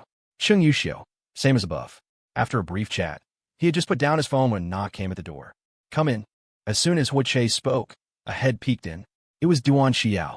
He was also carrying a large bag of various snacks and a big watermelon with a bow tied on it. Huiche raised an eyebrow and asked, Hey, why did you come over in person? Duan Xiao cupped Huiche's head with both hands, looking him over from left to right, top to bottom. Such a good head. Why does it have to think so much? What other people think is all bullshit. Just live your own life. Huiche struggled. Get your hands off me. Be a good little young master now. Be more open-minded, Duan Xiao said with a grin, ruffling Huiche's hair in the process. Then, he quickly whipped out his phone, snapped a close-up of the young master's bedhead, and sent it to their group chat. Duan Xiao. The little young master is crying so hard. Brothers, hurry up and comfort him. Lu Jing. The little young master is so cute. Cheng Yuxiu. Lu Jing at Cheng Yuxiu, can't you just lie and praise him? The little young master is so fragile right now. Praise him for me. Cheng Yuxiu. He's handsome. Cheng Yuxiu. Going to a meeting? Huiche saw the picture in the group chat and looked at Duan Xiao with a beaming smile. CEO Duan, why were you so drunk last night? Who is she? A man or a woman? Was CEO Duan dumb? With that, he got up, walked over to Duan Xiao, and deliberately leaned in to ask in a low voice. When did CEO Duan start dating without telling us? Are you treating us like outsiders? Come on, tell us all about it. Which family's young lady or master is so clueless as to say our so Duan isn't a good match? Who wouldn't be lucky to be matched with our CEO Duan? Huiche patted his chest. Getting your heart broken is nothing to be afraid of. My chest is here for you to cry on. You won't have to pay for the clothes you get dirty. Duan Xiao. He really had it coming. Ignoring Duan Xiao's speechless expression, Huiche picked up his phone and pointed it at him. Come on, cry for me. My protective instincts are off the charts right now. If you cry, I can comfort you. Little young master, I was wrong, Duan Xiao said, pushing down Huiche's hand. I just came to see you. I thought you were in a bad mood, so I want to tease you and cheer you up. See, it worked, right? You're very happy now, aren't you? As he spoke, Duan Xiao held up 3 fingers. I have 3 meetings this morning. See how important you are? My heart is connected to yours, bro. Pointing to the gifts on the sofa over there, he shamelessly sold out the other 2. Not like those 2. They just send some stuff as a pretense, but don't even show up. Not sincere at all. Uokidaft. I recorded that and sent it to the group. I'm about to at those 2. Little young master, hello. Little young master, goodbye. Duan Xiao turned and fled. A true friend would take a stab for a brother, and for a brother, he would stab another brother twice. It was a perfect display. Huiche laughed so hard he couldn't stand up straight. I'm kidding, I didn't record it. Hearing this, Duan Xiao stopped, turned back, and stared at Huiche with a resentful look. Since when did you learn to be so cunning? The little young master used to be so sincere, but now he's learned some bad tricks. Huiche walked over again, slinging an arm over Duan Xiao's shoulders. Getting your heart broken isn't scary. Maybe it's just setting you up to meet the right person. Duan Xiao raised an eyebrow. His lips moved, but the words little young master, that's not what you used to say, remained unspoken. The little young master was emotionally fragile right now. He couldn't rub salt in his wounds. He had to be praised and coaxed. I know. I'm okay. A good drunk session helped me see things clearly, Duan Xiao nodded. He was the one who got dumped, not the one doing the dumping. His conscience was clear. If they weren't a good match, so be it. The Duan family was already at the bottom of the 3 great families. He really needed to think more about the family's future. It was better to let matters of the heart take their natural course. Who knows? Maybe he'd find a sweet, arranged marriage like the little young master. The 2 star-crossed brothers comforted each other for a few more moments before Duan Xiao also hurried away. He had to get back to his company for meetings and work. Throughout the morning, Huiche received a lot of gifts. His 3rd brother, Huishuxian, who was on a film set, and his cousin, Huixian, who wasn't in Kyoto, both had things sent over by courier, food, toys, and books. Even the Pei family had sent something. Huiche was overwhelmed. He piled all the things together and sent a picture to Meng Shichu. Meng Shichu asked, "Are you happy?" Huiche, "Of course I'm happy." In the Hu family, he was the youngest. In the Pei family, he and Meng Shichu were also the youngest. Among his friends, although they were around the same age, he was the youngest by a month, practically reaping all the benefits of being the baby of the group. Everyone doted on him like a child. Meng Shichu, as long as you're happy. I've sent someone to see you. They should be there soon. Huiche's spirits lifted as he read the message. My wife is sending me a gift too? Meng Shichu, I'm sending you people. Okay. Was she sending him away to someone? Before long, his assistant knocked on the door. Boss, a Mr. Tang is downstairs with 6 men. He says your wife sent him. Huiche immediately put down his documents and pen and went downstairs. In the first-floor lobby, 6 burly men, all over 180 centimeters tall, stood behind Tang Yan. Even in their thick winter clothes, It looked as if their muscles were about to burst out. Each one had a cold expression and stood ramrod straight. Just their presence alone created a solemn atmosphere that made people afraid to approach. When Huiche saw them, he suddenly understood. As Huiche approached, Tang Yin spoke. "Greetings, young master. My surname is Tang. Tang Yin, the Yin from Rock. Hello, Mr. Tang. Young master can just call me by my name." Tang Yin took a step to the side, revealing the bodyguards behind him. The 6 men bowed in unison. "Greetings, boss." This. Huiche understood what Meng Shichu meant. He was so shocked he didn't know what to say, and a grin spread across his face, threatening to split it. His wife was so thoughtful. Tang Yin said, "The young miss said to add 2 teams for the young master to prevent any more unpleasant incidents." Good, good. Huiche nodded repeatedly, accepting immediately. The bodyguards he had been with him for many years and had been diligent without any major mishaps. Yesterday was a sudden accident. That's why he hadn't agreed when Hua Chung suggested replacing them this morning. Sometimes you had to give people a margin for error. Tang Yin made the arrangements. The 6 men would work in 3 shifts, and each team was equipped with comprehensive facilities but would not interfere with Huiche's daily life. Barring any incidents, these bodyguards would be an invisible presence around him. "Well then, young master, I'll be leaving," Tang Yin said with a slight nod. "Thank you for your trouble." Huiche waved and also said to the 6 bodyguards, "I'll be troubling you from now on as well. I'll give you all an extra bonus." Huiche returned to his office and spammed Meng Shichu's WeChat with over a dozen kissing emojis. When his side fell silent, Meng Shichu finally replied, "I have an impromptu meeting at noon, so I can't have lunch with you." "Okay, I'll come pick you up after work." "Okay." Huiche was in a good mood and didn't feel disappointed by the sudden change of plans. He had to be understanding of his wife's work. Huiche turned to his friends' group chat and sent a message. "My dear friends, shall we have lunch together?" 2 minutes later, Lu Jing was the first to reply. "Lin Yuan, 707. The private room and menu are all booked." At 12:07, Chung Yuxia replied, "I'm driving over now." The 3 of them were seated in the private room, and the dishes were almost all served when Duan Xiao replied, "Wait for me. I just finished a meeting. I'm such a wicked capitalist, keeping them in a meeting until now." It was now 12:29. At 12:40, Duan Xiao arrived. Just as he sat down and was about to eat, Lu Jing suddenly said, "Check the news. There's been another reversal." "What?" The others were confused. Lu Jing held up his phone. "The Xia family thing. Xia Yunqian's final word video. It's all over the trending topics." No one could have imagined that Xia Yunqian's suicide would stir up another storm. An account with the username, "I am Xia Yunqian," suddenly posted a status. A few lines of text, along with a 10-minute-long video, shot to the top of the trending list less than an hour after it was posted. "I'm already gone." This video was scheduled in advance. The account is newly registered. Please watch it patiently. In the video, Xia Yunqian was wearing a wedding dress.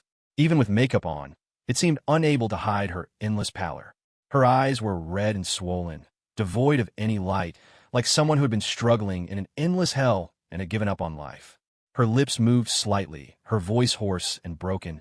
"I imagine my parents will surely make a scene, or, at the very least, use my last bit of value to create benefits for my brother.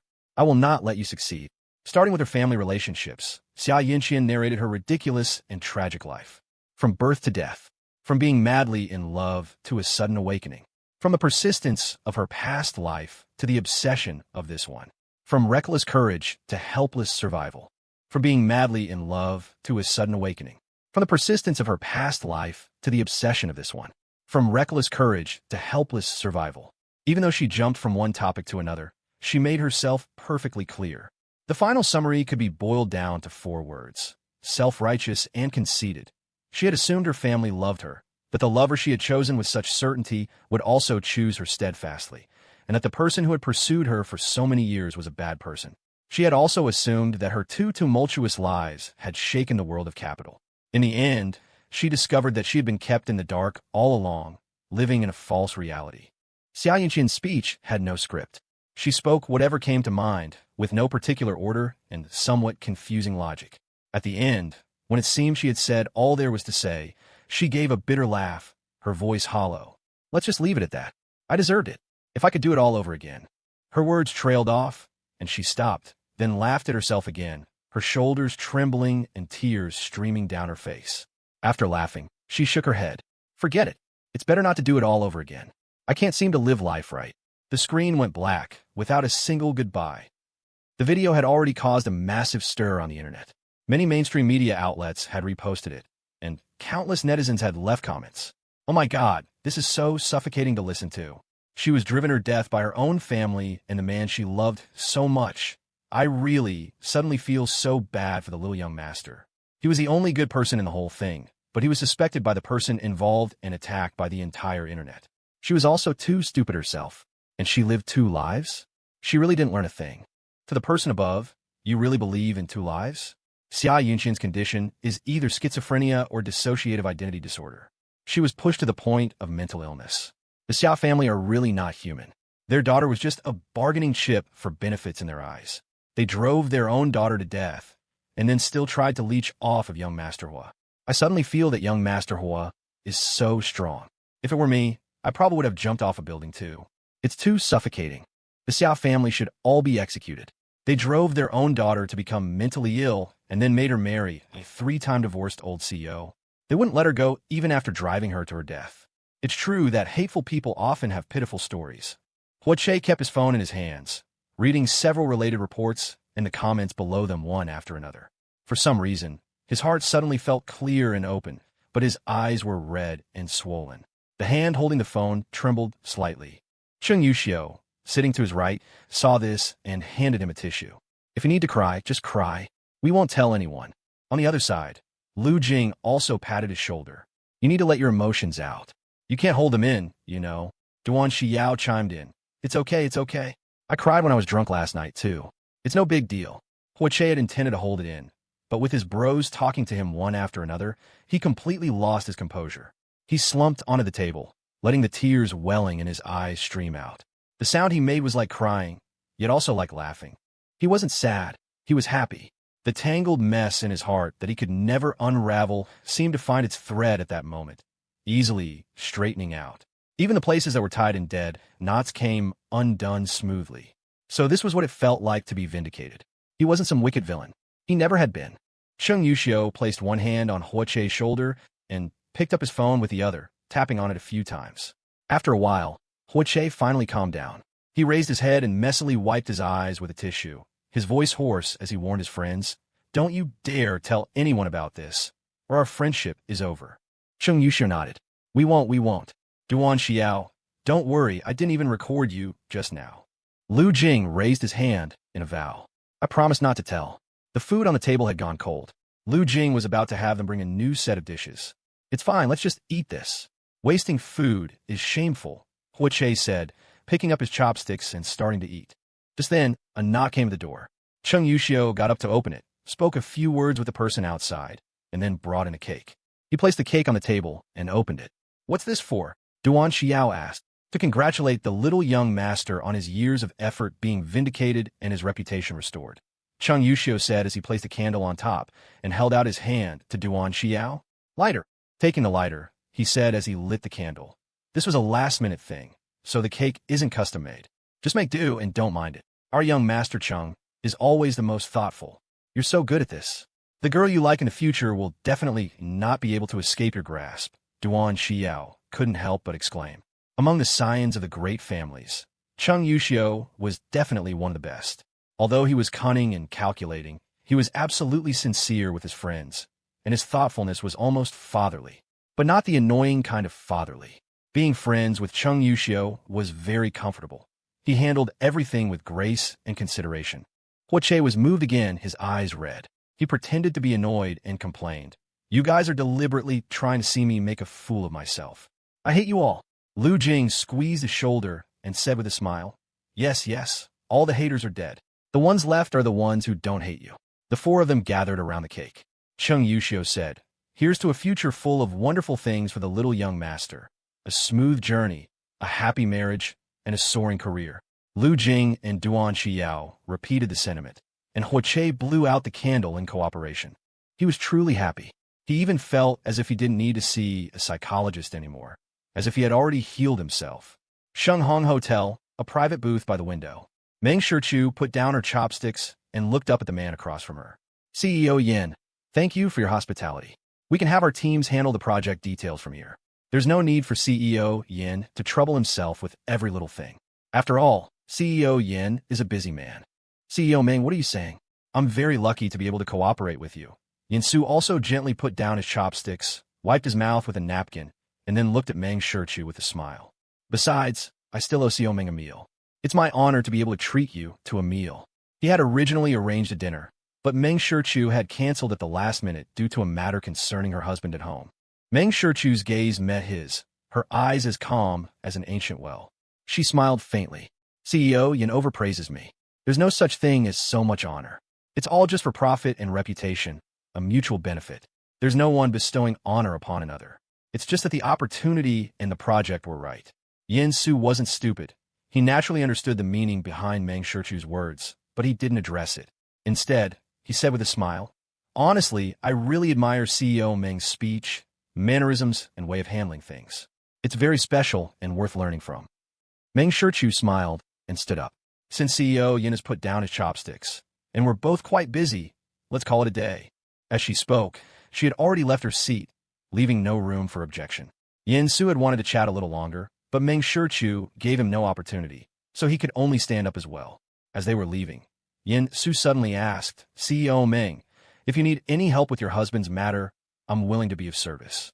It's already been handled, Meng Shichu said without even a word of thanks, leaving him with a see you again and departing decisively.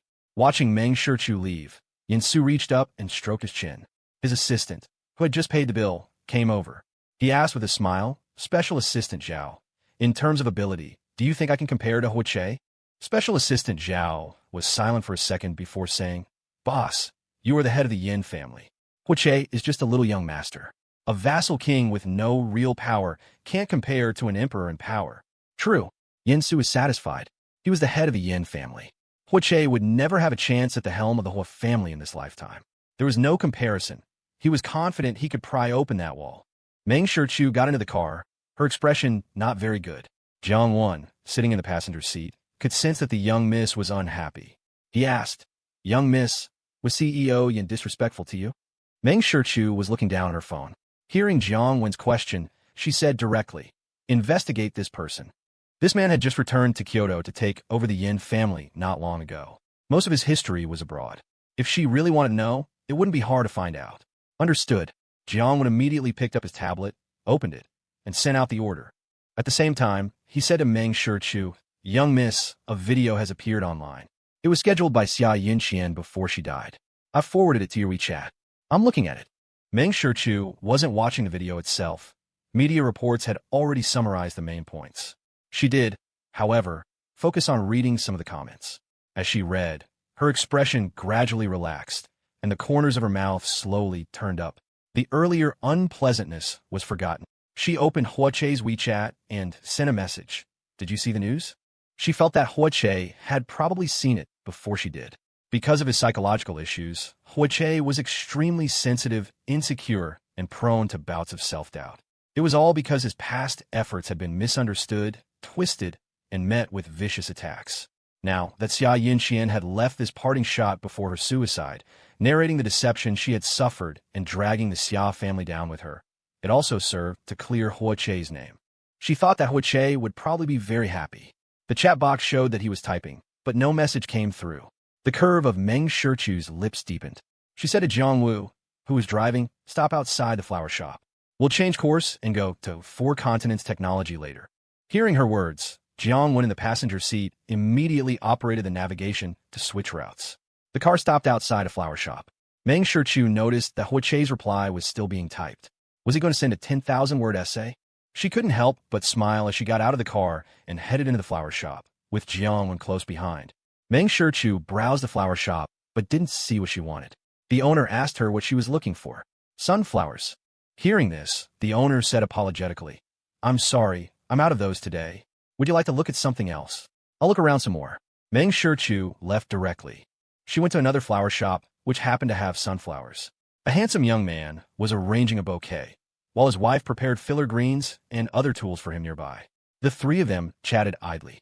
Suddenly, the young man said, Sunflowers really have the best meaning. Every summer, my wife even plants them in pots at home.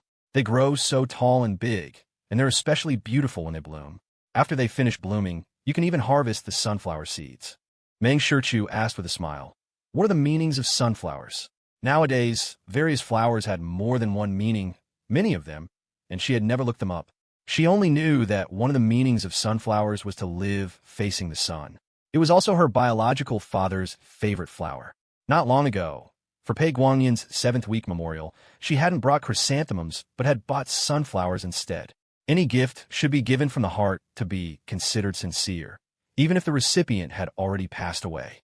This time, it was the young shop owner's wife who answered. Sunflowers have 3 main meanings: living towards the sun, a positive spirit, and silent love. They represent deep affection and loyalty. In other cultures, they also symbolize adoration and reverence. Meng Shichu listened quietly. Soon, the male owner handed the arranged bouquet to Meng Shichu and added, "Sunflowers follow the sun. Even when the sun sets, when it rises the next day, they will still face the sun." It was as if no matter whether the sun was in the sky or not, it could always be their center, and they would tirelessly and accurately revolve around it. Meng Shichu was suddenly reminded of the day Hua Che had said he wanted to revolve around her forever. He said she was his little sun.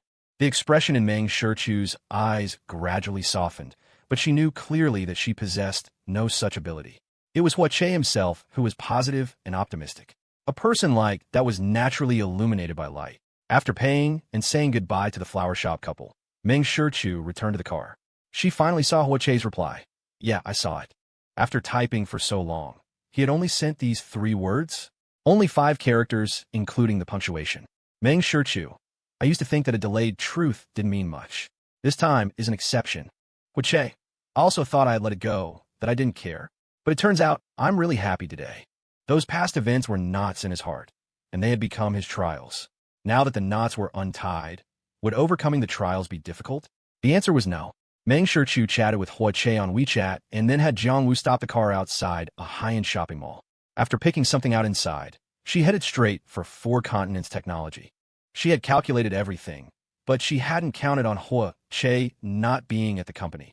The receptionist said he had gone out to eat with friends. Meng Shichu was about to wait, but then she received a call from Hua Che. "Wifey, did you go to 4 Continents?" "Yes." "When do you think it'll be done?" "Ahem." Hua Che sighed. "I'm at Linshun." Meng Shichu. "What a coincidence. Wait for me." "You wait for me? I'm coming back." Meng Shichu had already stood up and was saying into the phone, "Wait for me in my office for a bit." The other end of the line was silent for a second, then he nodded. "Okay." Leaving 4 Continents Technology, Meng Shichu gestured to the car parked behind hers before getting in. Immediately, the car drove up and the bodyguard in the passenger seat got out. Meng Shichu handed a delicate gift box to the bodyguard. "Be quick. Don't worry, young miss." Returning to Lin Shun Design, Meng Shichu held the bouquet of sunflowers. Hua Che wasn't waiting in the office, but at the entrance to the lobby. Seeing Meng Shichu approach, Hua Che came right up to her and teased, "We really have a telepathic connection. You went looking for me, and I came looking for you." And then they missed each other, and neither of them said anything in the meantime, both wanting to give the other a surprise. Meng Shichu handed the bouquet to Hua Che and said, "It's cold. Why aren't you waiting inside?" His hand, when she touched it, was dry and cool. Hua Che said, "I don't feel that cold today. When you're in a good mood, even the cold weather you hate isn't so bad." Hua Che held the flowers in one arm and took Meng Shichu's hand with the other, walking inside side by side. "I really like these flowers." Meng Shichu said, "They're like you." Hua Che stopped abruptly. "Thinking of me? How much were you thinking of me?" This was the first time his wife had said she was thinking of him. It was a very memorable occasion. Meng Shichu's mind blanked for a second. Then she realized Hua Che had misunderstood. She had said he was like a sunflower, Xiangni, but he had heard it as she was thinking of him, Xiangni. She didn't correct him and went along with it. "Didn't I come looking for you the moment I finished my meal?" "Ah, I have to record today and make it an anniversary later." Hua Che was exceptionally excited, his voice filled with a joyful, light tone.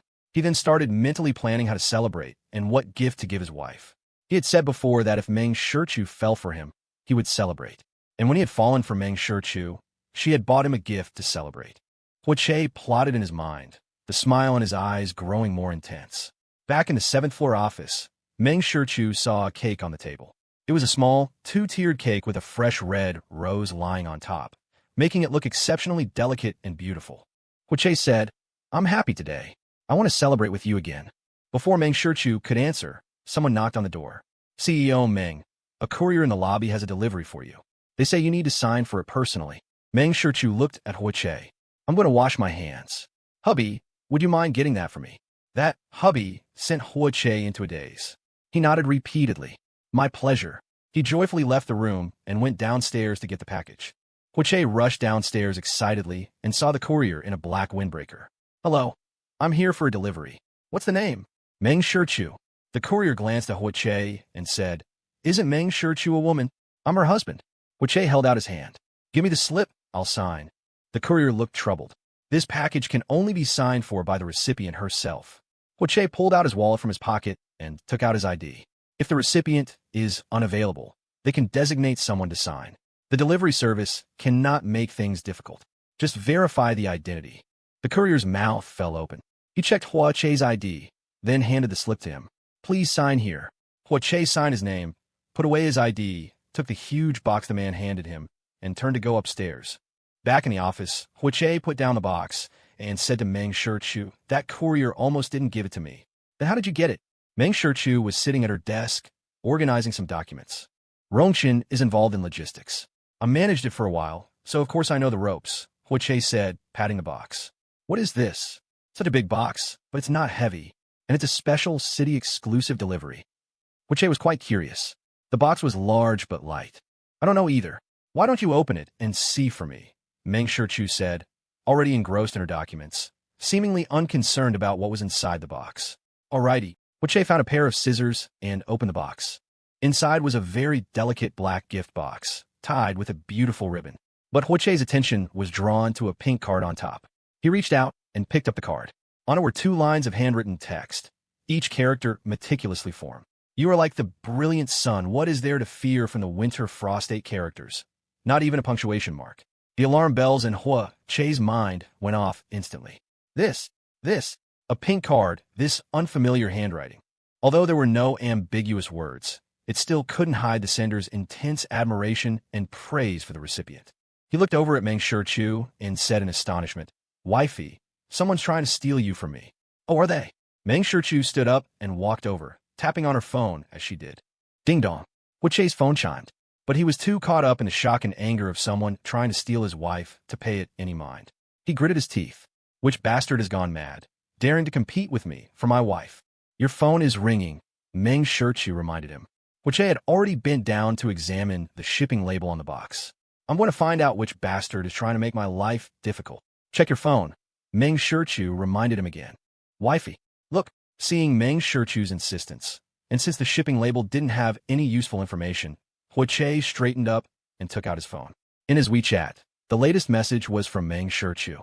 Huh. Huiche was completely bewildered. Meng Shichu lifted her eyes, gesturing for him to open it. Huiche did as he was told, and saw that Meng Shichu had just sent him a sentence. May I spend this life chasing the sun with you, standing shoulder to shoulder against the winds from all directions. Huiche's hand trembled slightly. He looked up at Meng Shichu, then down at the text on his phone. He quickly picked up the card he had tossed on the coffee table and looked at it again. This. Meng Shichu's lips curved. I'll learn a new font just for this. Is it nice? Huiche held his phone in one hand and the card in the other, momentarily forgetting how to react. If this wasn't a confession, then what was? He opened his arms and pulled Meng Shichu into a fierce hug, repeating over and over in an emotional voice, I knew it.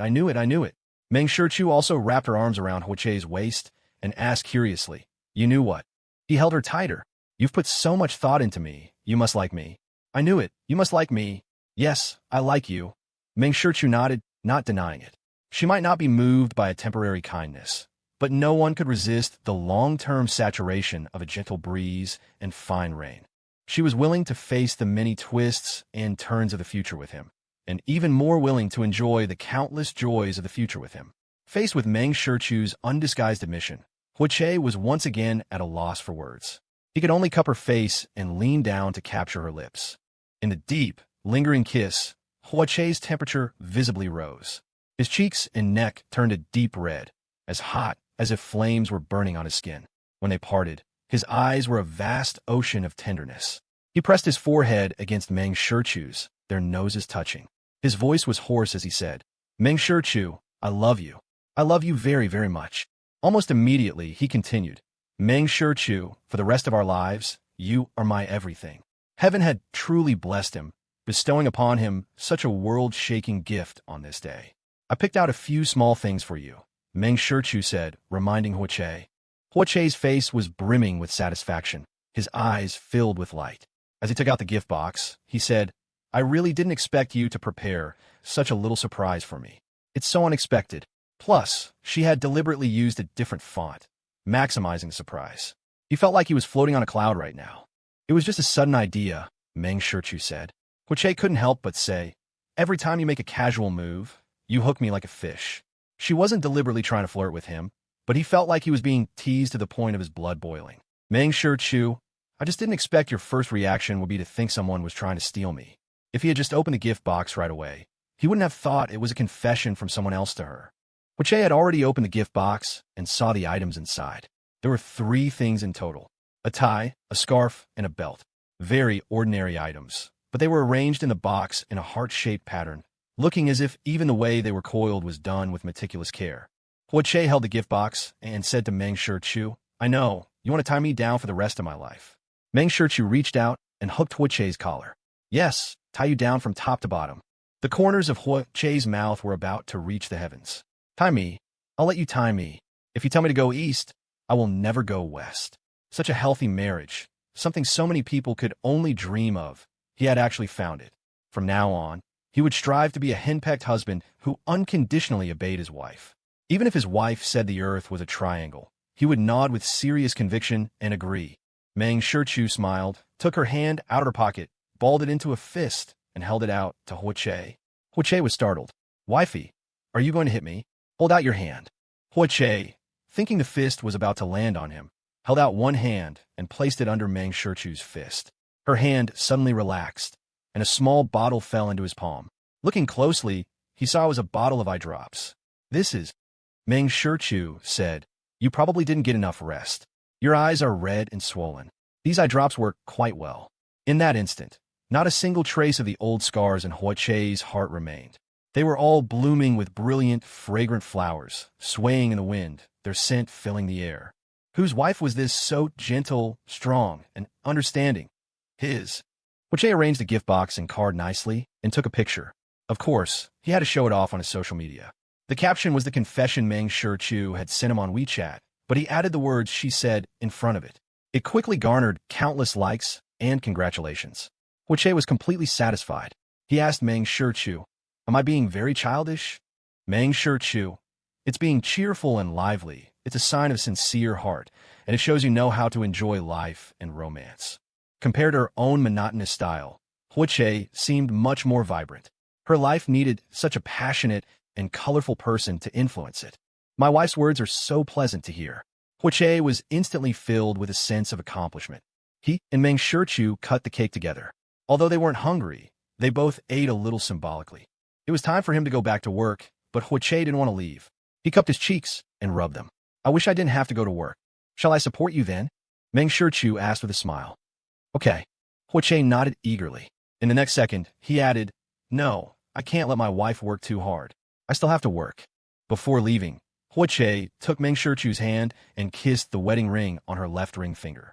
I'll come pick you up after work. You can accompany me to Dr. Chio's, and then we'll go back to the old mansion. Okay. Meng Shichu nodded in agreement. The afternoon was busy and fulfilling. Because Huoche had to deal with some last-minute work, he got off later than Meng Shichu, so she ended up coming to pick him up. They spent another hour and a half at the psychology clinic. When they were done, while Huoche was in the restroom, Dr.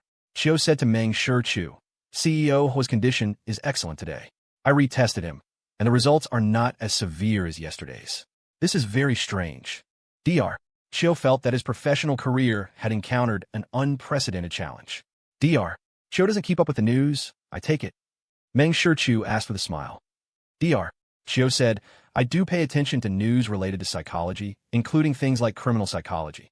Meng Shichu looked towards the hallway leading to the restroom.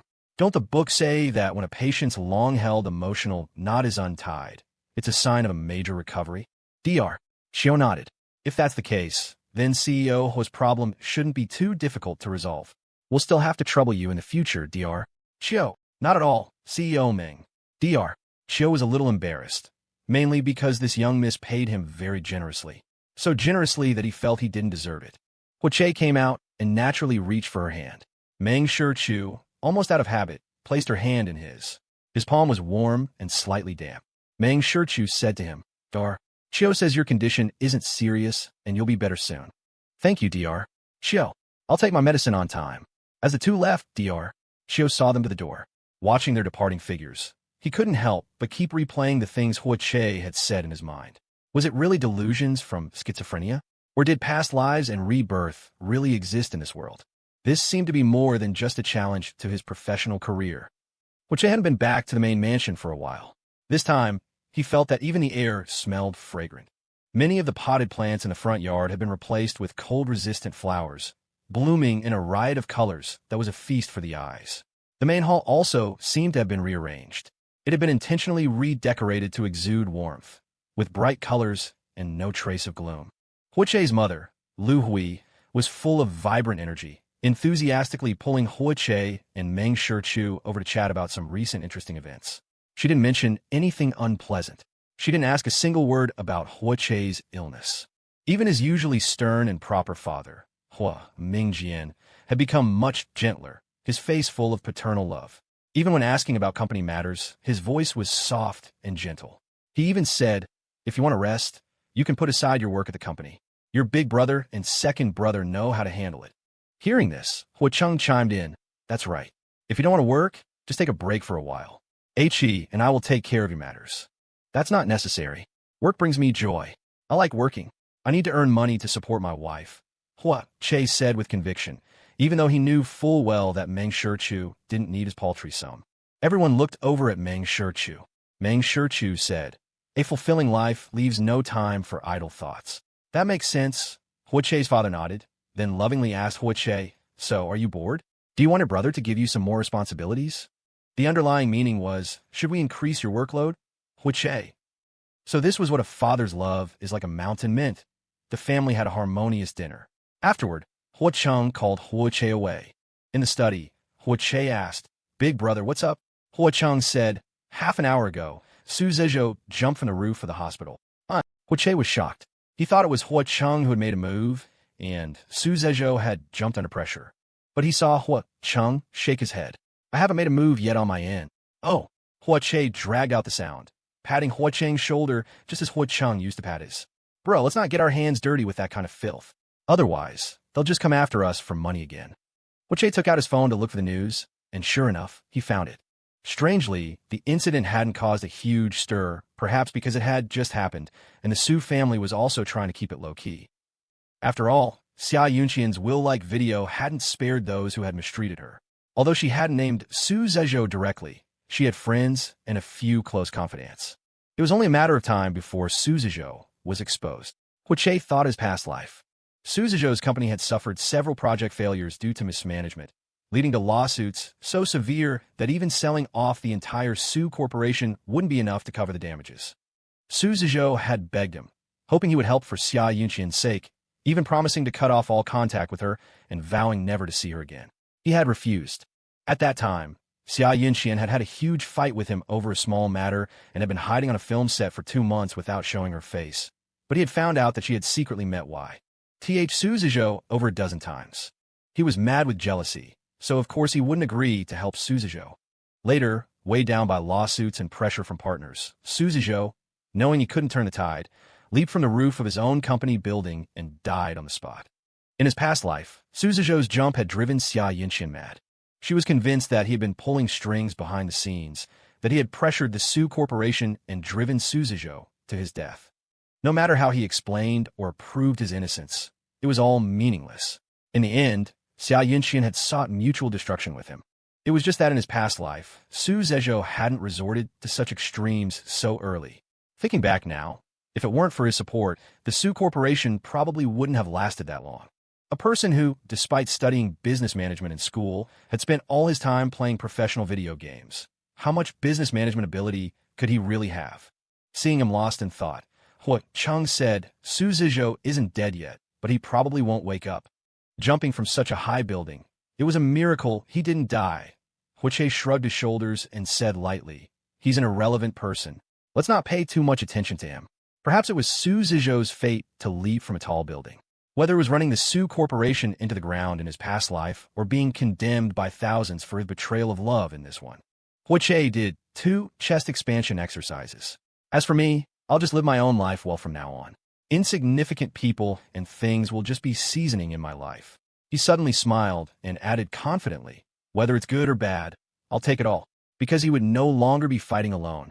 He had family, friends, and someone who would stand by his side, never abandoning him. Seeing his foolish little brother becoming more and more cheerful, Hui Cheng was also exceptionally gratified. "Little Che, how about I give you a promotion at Rongchen?" Hui Che heard this and quickly took a step back. "Bro, don't tell me you're starting to get jealous of me too?" He was already a vice president. Another promotion would make him president, which would mean a lot more work. And he still had his own 4 continents technology to manage. Hui Cheng said, "A promotion would make you a better match for Shortstory. She's not bothered by my position." "No thanks." Huiche refused without a second thought and changed the subject. "Bro, I heard your distant fiancé is coming back soon. Are you excited?" Late autumn faded and the winter solstice arrived. In the blink of an eye, it was the depths of winter again. Kyoto's winters were particularly cold, and the harsh season brought heavy snowfall, blanketing the world in a pristine layer of white. Recently, the economic market had been in a continuous slump. Many small and medium-sized enterprises were hit hard, with many closing down, including the companies of the Xia and Su families. Meng Shichu had been exceptionally busy lately. It was the end of the year, and the accounts and summaries of her numerous businesses required her personal review. She left early and returned late every day, had no free time on weekends, and traveled frequently for business. She was stretched thin. In comparison, Huiche was slightly more at leisure. Due to his previous illness, many of his work responsibilities had been handled by Hui Cheng and Huichi. But with the approaching year-end and the flood of tasks, the matters under his purview were only just being returned to him. The main reason, however, was that his recovery was going well. "CEO Hua, your current examinations and tests are all very healthy." After reviewing the report, Dr. Xiao adjusted his glasses and took a long look at the young master before him. For some reason, the more he treated this young master, the more he felt his initial judgment had been wildly off the mark. This man had an outgoing personality, was full of enthusiasm for life, had no symptoms of insomnia or nightmares, no social anxiety, no loss of appetite, and so on. In other words, even if his schizophrenia were truly severe, given his state and environment, he would likely have gradually healed on his own. Moreover, from the current look of things, Huiche's condition was not serious, and his previous diagnosis of delusions seemed to be unfounded.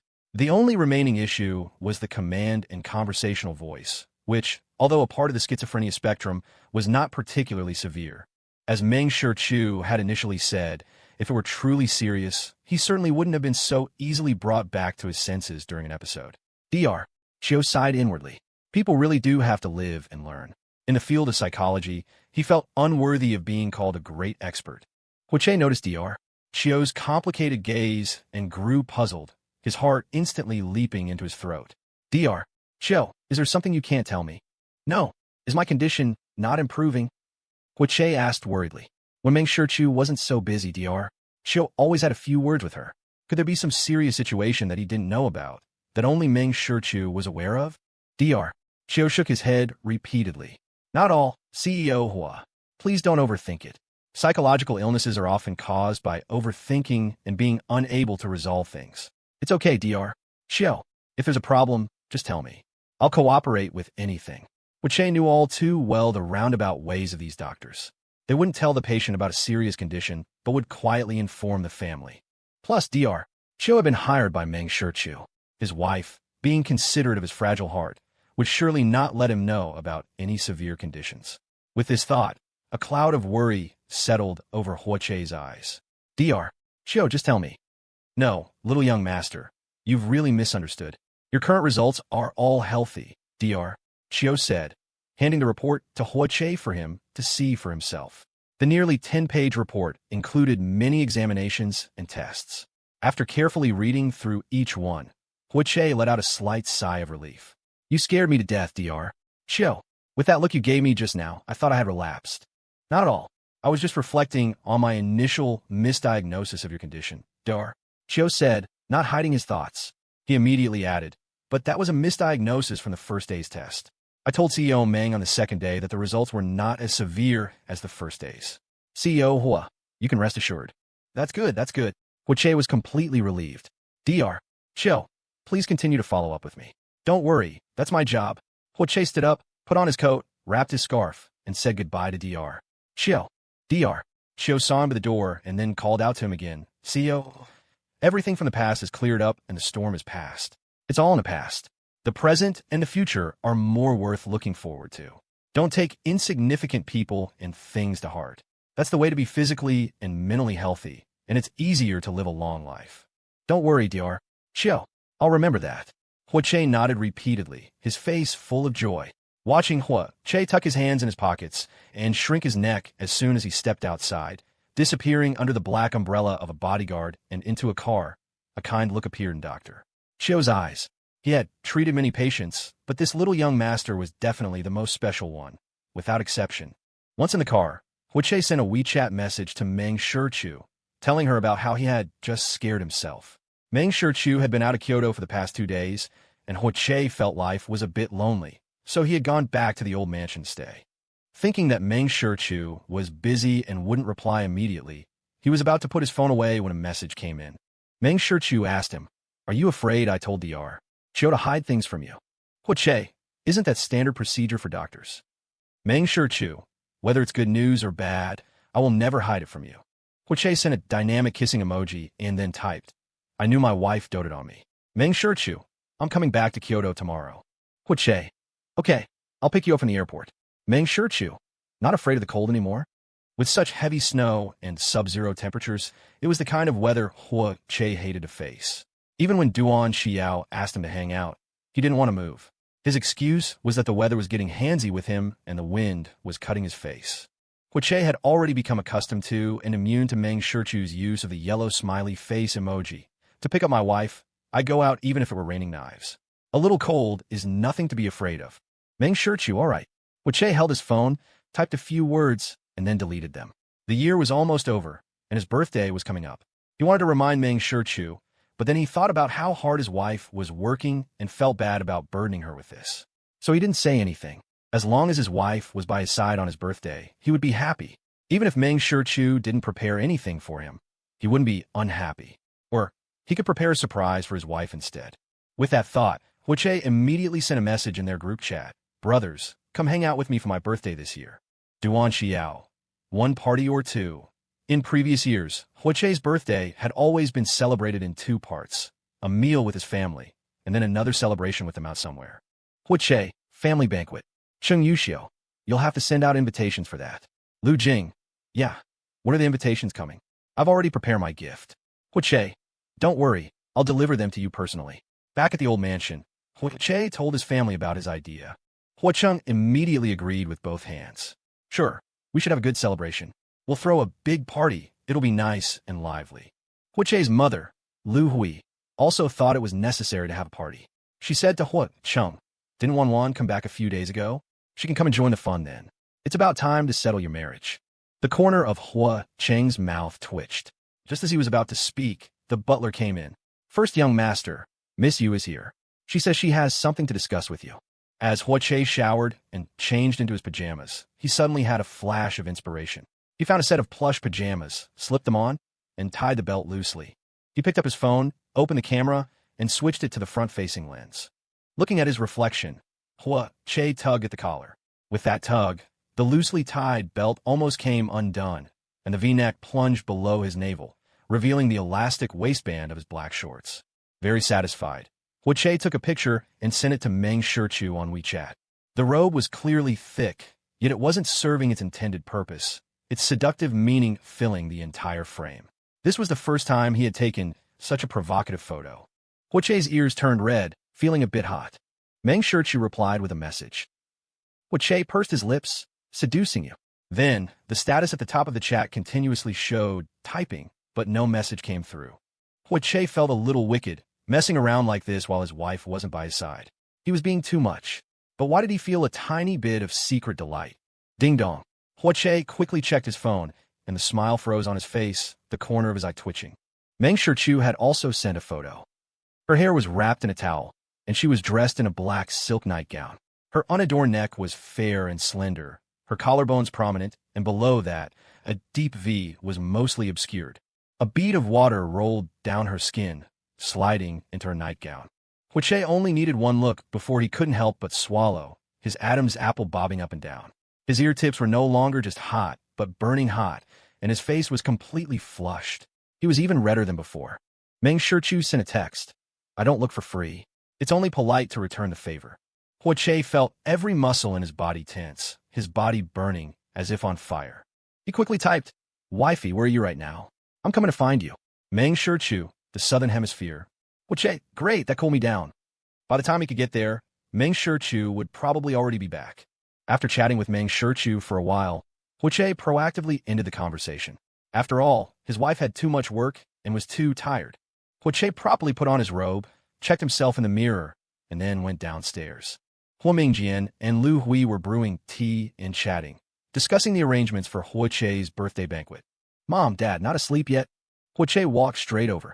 Lu Hui waved him over. Li tolke, comme sit. Your dad and I are discussing your birthday. You'll be inviting some friends, right? As she asked, she poured a cup of tea for Huiche. Yes, I'll prepare the invitations. Huiche took a sip.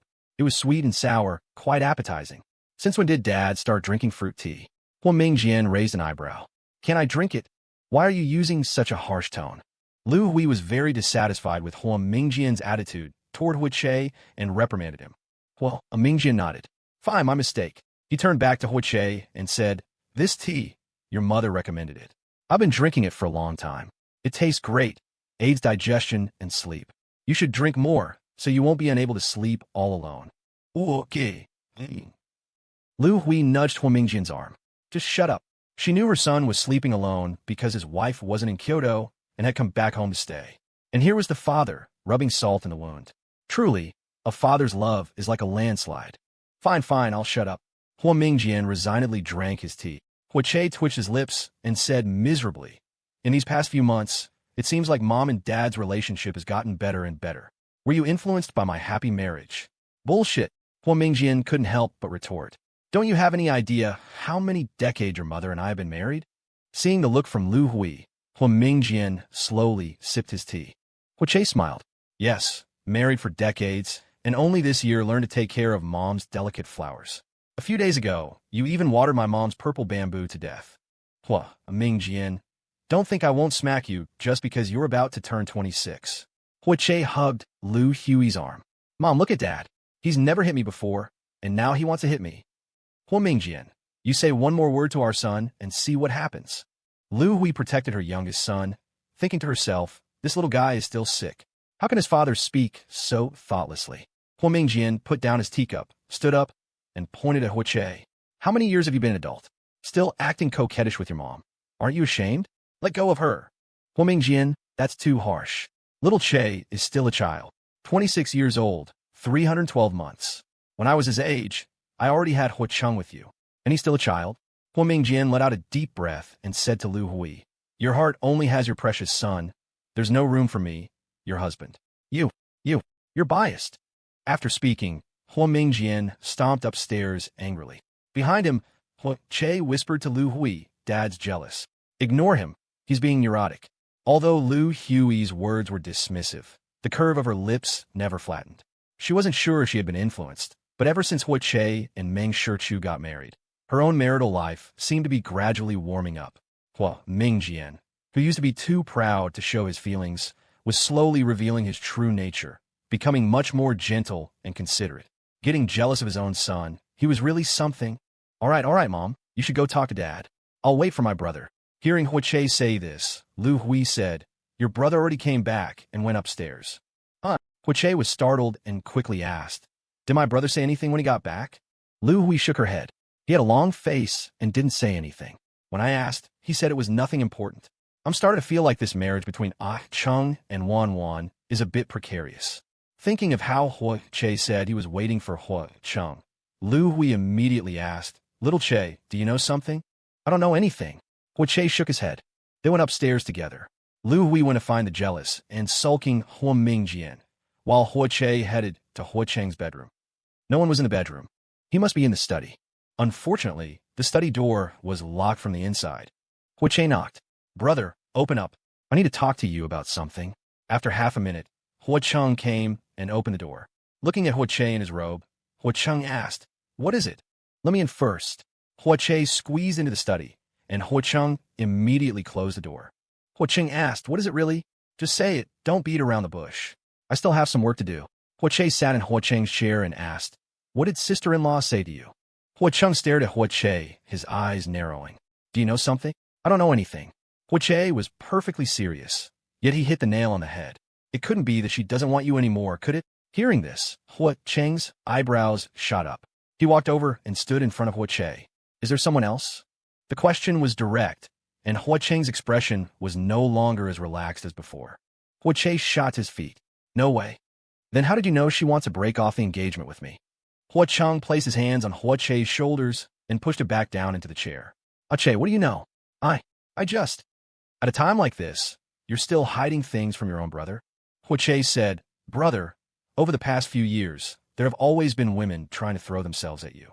It's caused a lot of trouble, and the upper circles have been secretly gossiping that your engagement with Miss Yu is off. Maybe Miss Yu simply thought you felt the same way. Plus, the interactions between the Hua and Yu families had indeed cooled down in the last 2 years, and their collaborations hadn't been renewed. It was no wonder rumors were flying around the circle." Hua-chung laughed, but it was a laugh of frustration. He knew about this. When the rumors first started, he had clarified them, stating that the engagement was still on. It was just that their family's development directions were different and their projects didn't align. But Yuan had gone abroad to study for 4 years. He had clarified it twice, but people kept spreading the rumors. Since Yuan wasn't around, he couldn't very well go out and clarify it every single time someone brought it up. Moreover, the Yu family's attitude was very laissez-faire. If he kept clarifying it, it would just make him look like a clown. Hua-che stood up again and patted Hua-cheng's shoulder. "You should have a good talk with Miss Yu. You've been engaged for 10 years. Excluding the 4 years Miss Yu was abroad, you still had the previous 6 years. Even if you weren't together day and night, you still had a bond. Ask her clearly to avoid any misunderstandings." Hua-chung was speechless. "I'm really at a loss. I thought that after being out in the dazzling world for a few years, she had gotten distracted and found someone else." Because Meng Shichu was arriving in Kyoto just after 5 in the afternoon, Hua-che was happy from the moment he woke up. When he left the house, he was humming a tune. Lu Hui watched her younger son leave, a gratified smile on her face. A healthy marriage really nurtures a person. It had nurtured the once reckless and single-minded Hua-che so well.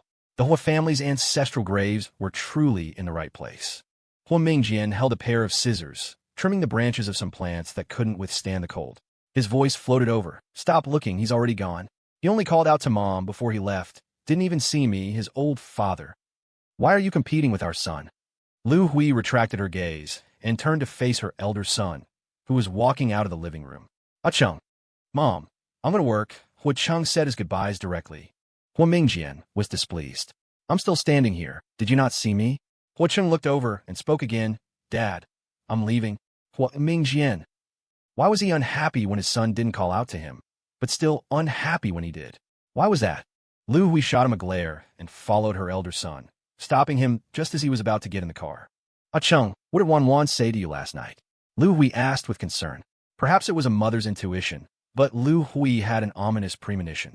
She had a rough idea that Yuan had said something to Hua-chung. Otherwise, he wouldn't have suddenly become so silent. Hua-chung paused, hesitated for 2 seconds, and said, "Yuan said she wants to break off the engagement." What? Lu Hui's expression changed drastically. "Did Wan say why?" "She didn't. Just said we might not be suitable," Hua-chung said. "I told her to think it over carefully and give me an answer when she's decided." Lu Hui's brow furrowed. What if Wan still wants to break it off after thinking about it? If she wants to, then she can. Hua-chung gave a relaxed smile. You can't force things like feelings. This family can't have another Hua-che and Xia Yanqian. That would be so boring. Besides, their family's businesses didn't align, so there was little point in a marriage alliance. But it's been 10 years. Lu Hui's eyes suddenly reddened. Her younger son's life had finally smoothed out. So why was her elder son's marriage also like this? When they got engaged, Yuan was just 18, and Hua-chung was only a year older. They were so close back then. How could they suddenly not be okay? "It's all right, Mom." Hua-chung took Lu Hui's hand. "Your son isn't that old. It's not like I can't find a wife. Don't worry, okay?" Then you should have a good talk with Wan Wan, and if it really doesn't work out. Lu Hui sighed. Then make it clear. Don't waste each other's time. Don't worry, I know what to do. Hua Cheng nodded and patted the back of Lu Hui's hand. Go back inside, it's cold out. I'm going to the company. Okay. And you have to tell Mom if anything's wrong, you hear me? Don't bottle it up inside. Lu Hui reminded him again and again. Young people nowadays were emotionally deep and kept their thoughts to themselves, always bottling up the bad things, which naturally led to more psychological issues. Her younger son had just recovered. She couldn't let her elder son have problems too. Hua Cheng smiled and nodded. Don't worry, I'm not Ache.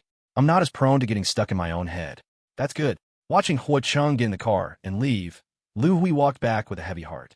Hua Mingjian saw Lu Hui return and deliberately started muttering to himself.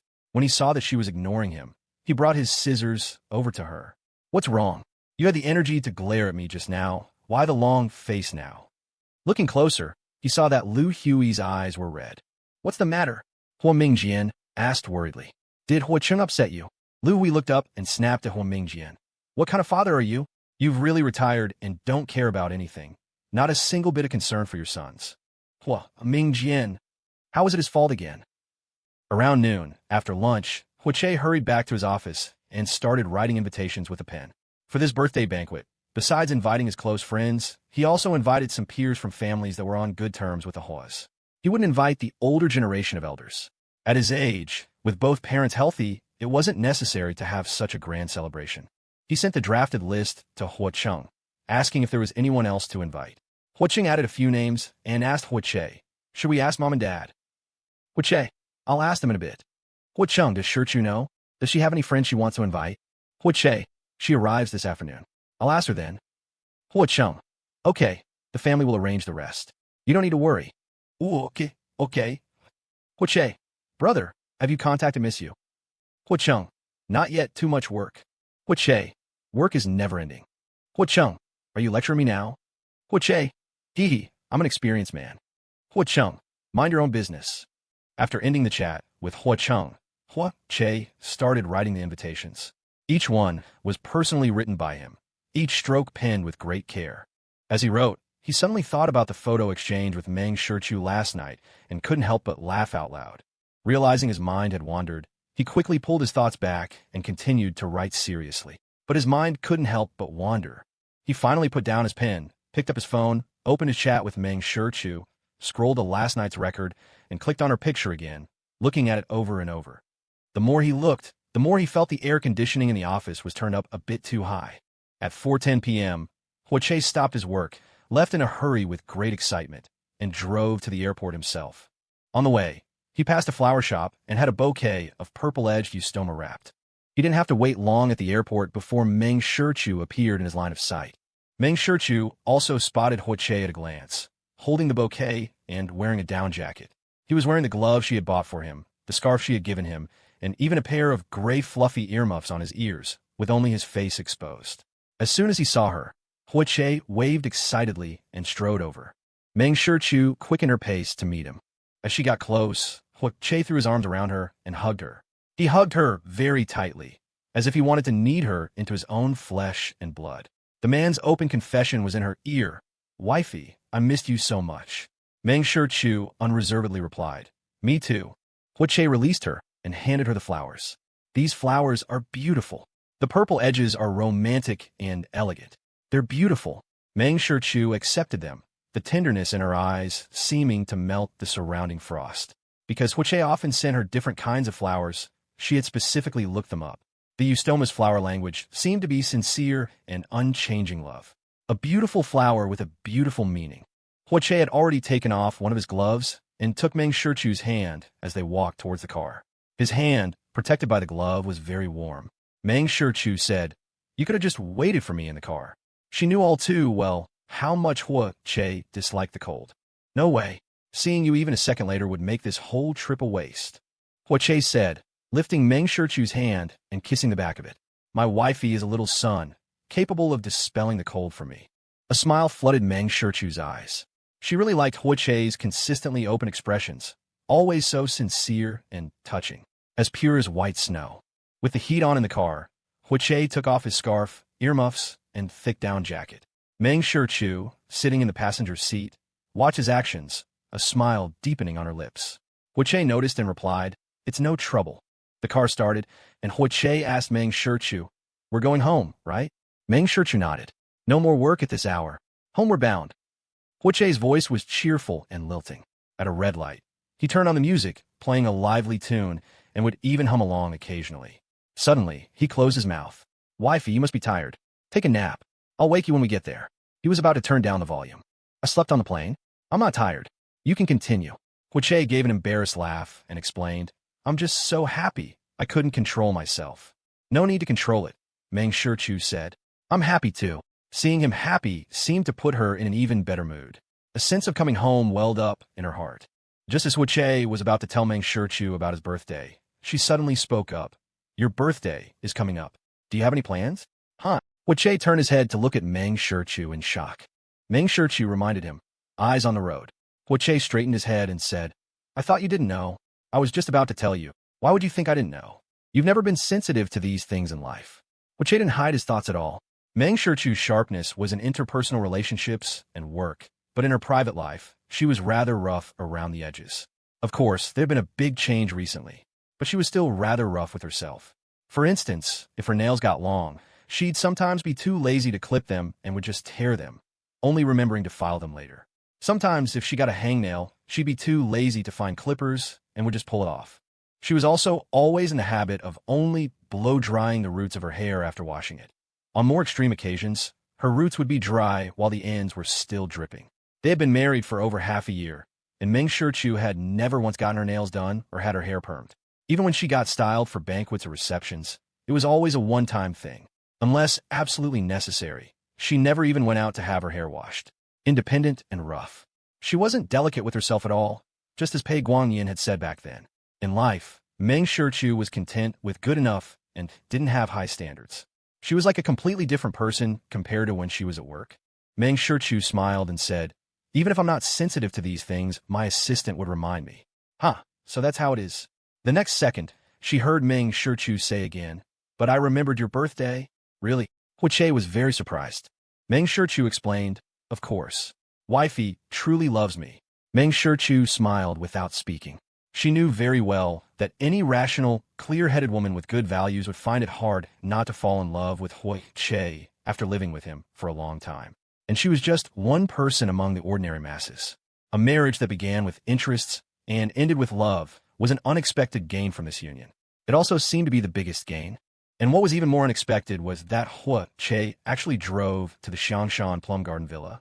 Huiche said, "If we don't come today, you'd have to come tomorrow anyway. We might as well just come and stay here today." He often stayed here with Meng Shichu. As long as she was by his side, his habit of only being able to sleep in his own bed didn't seem so severe. Besides, he had previously planned to raise some animals for her at his place, but Meng Shichu herself had refused. The animals she liked all had a story. They weren't just any random animal from a zoo, like the ants, now hibernating, which were her spoils of war. Thor was an accidental acquisition. The falcon that had gone to a warmer place for winter had latched onto her. The dog was a retired military dog, and the cats were the kittens of a stray cat she had been feeding. Therefore, building a zoo for her at home was meaningless. She wasn't just raising animals, but a series of wonderful experiences that belonged solely to her. The housekeeper had already received a message from Huiche that he and Meng Shichu would be staying the night and was already arranging dinner. As soon as the two entered, the housekeeper came up to greet them. "Miss, dinner will be ready in about 40 minutes. Meng Shichu nodded. "Okay. Thank you for your hard work." "It's my duty, miss." Huiche also thanked the housekeeper, his smile blooming like a flower. "You're too kind, young master." The housekeeper responded warmly. He had only come to serve the miss when she moved to Kyoto, and he truly felt that a good marriage nurtures a person. The miss now had a much stronger air of domesticity about her. This young master was a good one, gentle, considerate, and passionate, and he was impeccable towards the miss. Huiche carried Meng Shichu's suitcase, and the two went upstairs together. Back in the room, Meng Shichu took her clothes to the bathroom, while Huiche helped her organize the things in her suitcase. By the time Meng Shichu came out of the shower, Huiche had the hairdryer ready. He was committed to completely drying Meng Shichu's hair. Meng Shichu was long used to it and sat right down, letting Huiche tend to her damp hair. She hadn't felt tired, but the gentle fiddling and warm air, combined with the sound of the hairdryer, gradually made Meng Shichu drowsy. Seeing her swaying, Che stood in front of her, placed a hand on the back of her head, and guided it toward himself. Meng Shichu's head fell against his abdomen. He said in a gentle voice, "Lean on me and take a nap. I'll wake you when it's dry." Meng Shichu moved her head, resting her cheek against Che's abdomen. She even raised her hands to wrap around his waist so he wouldn't be pushed off balance, then closed her eyes and enjoyed it. Gradually, sleepiness grew thicker, and she didn't even notice when the hairdryer stopped. Che gently put down the hairdryer. Tilting his head, he saw that Meng Shichu was sleeping soundly, so he didn't wake her. Instead, he carefully picked her up, intending to place her on the bed. The moment he put her down, Meng Shichu woke up. She opened her eyes to find Che's face right in front of her. Meng Shichu asked, "Didn't you say you would wake me? You look so tired, I couldn't bear to." Meng Shichu said, "Sometimes dozing off isn't because of exhaustion. When you dry my hair, I feel very comfortable. When people are comfortable, they let down their guard, and sleepiness takes the opportunity to sneak in." She had been busy with work recently, her schedule packed, but she really wasn't that tired. Che sat on the edge of the bed, unfolded Meng Shichu's right arm, and began to knead it. "Then I'll give you a massage, help you relax." Meng Shichu preferred strong pressure, which Che knew. It wasn't the first time he had given her a massage, and he controlled the force well, at a level that Meng Shichu would find comfortable. Meng Shichu didn't let him massage her for long. She sat up and suddenly said, "There's something I want to tell you." "Wah." Before Che could ask, Meng Shichu suddenly leaned in close, hooked her arm around his neck, and kissed him without another word. Knock, knock, knock. 3 knocks sounded, followed by housekeeper Chio's voice from outside.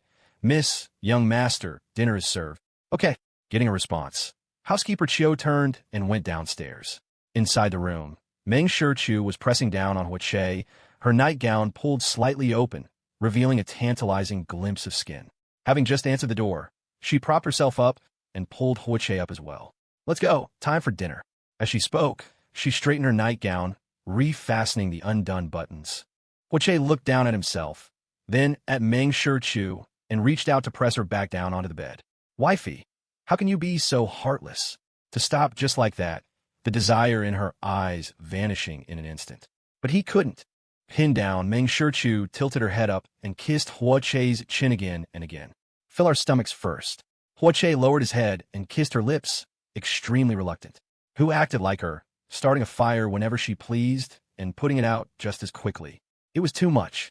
Meng Shichu's hand caressed Che's face. "Once our stomachs are full, we'll have the energy to fill our bodies. But do you want everyone downstairs to know we're doing this the moment we get home?" Interrupted, Che fell silent for 2 seconds, then sighed. "I'll go wash my face." He got off the bed and headed to the washroom. Meng Shichu continued to button up her nightgown. By the time Che came out, Meng Shichu had even tied up her hair, looking exactly as if she had just finished a shower. Che, however, still had slightly red-eared tips and a trace of dissatisfaction in his eyes. They left the room holding hands. Meng Shichu asked Che, "Did you see the gift in the suitcase?" "I saw it. Is it my birthday present?" Che's eyebrows shot up, all traces of dissatisfaction gone. "The birthday present isn't ready yet." Meng Shichu shook her head, then asked, "How are you planning your birthday?" Che said, "It'll be at the old residence. I'll invite some friends my age. It won't be anything too big." "Okay, I understand. If you have any friends you want to invite, let me know, and I'll send out invitations." All right. Dinner was a lavish spread. Housekeeper Chio had also opened a bottle of red wine. It was only after Meng Shichu and Che were seated that he spoke. "Miss, Jiang and Jiang have already gone to rest.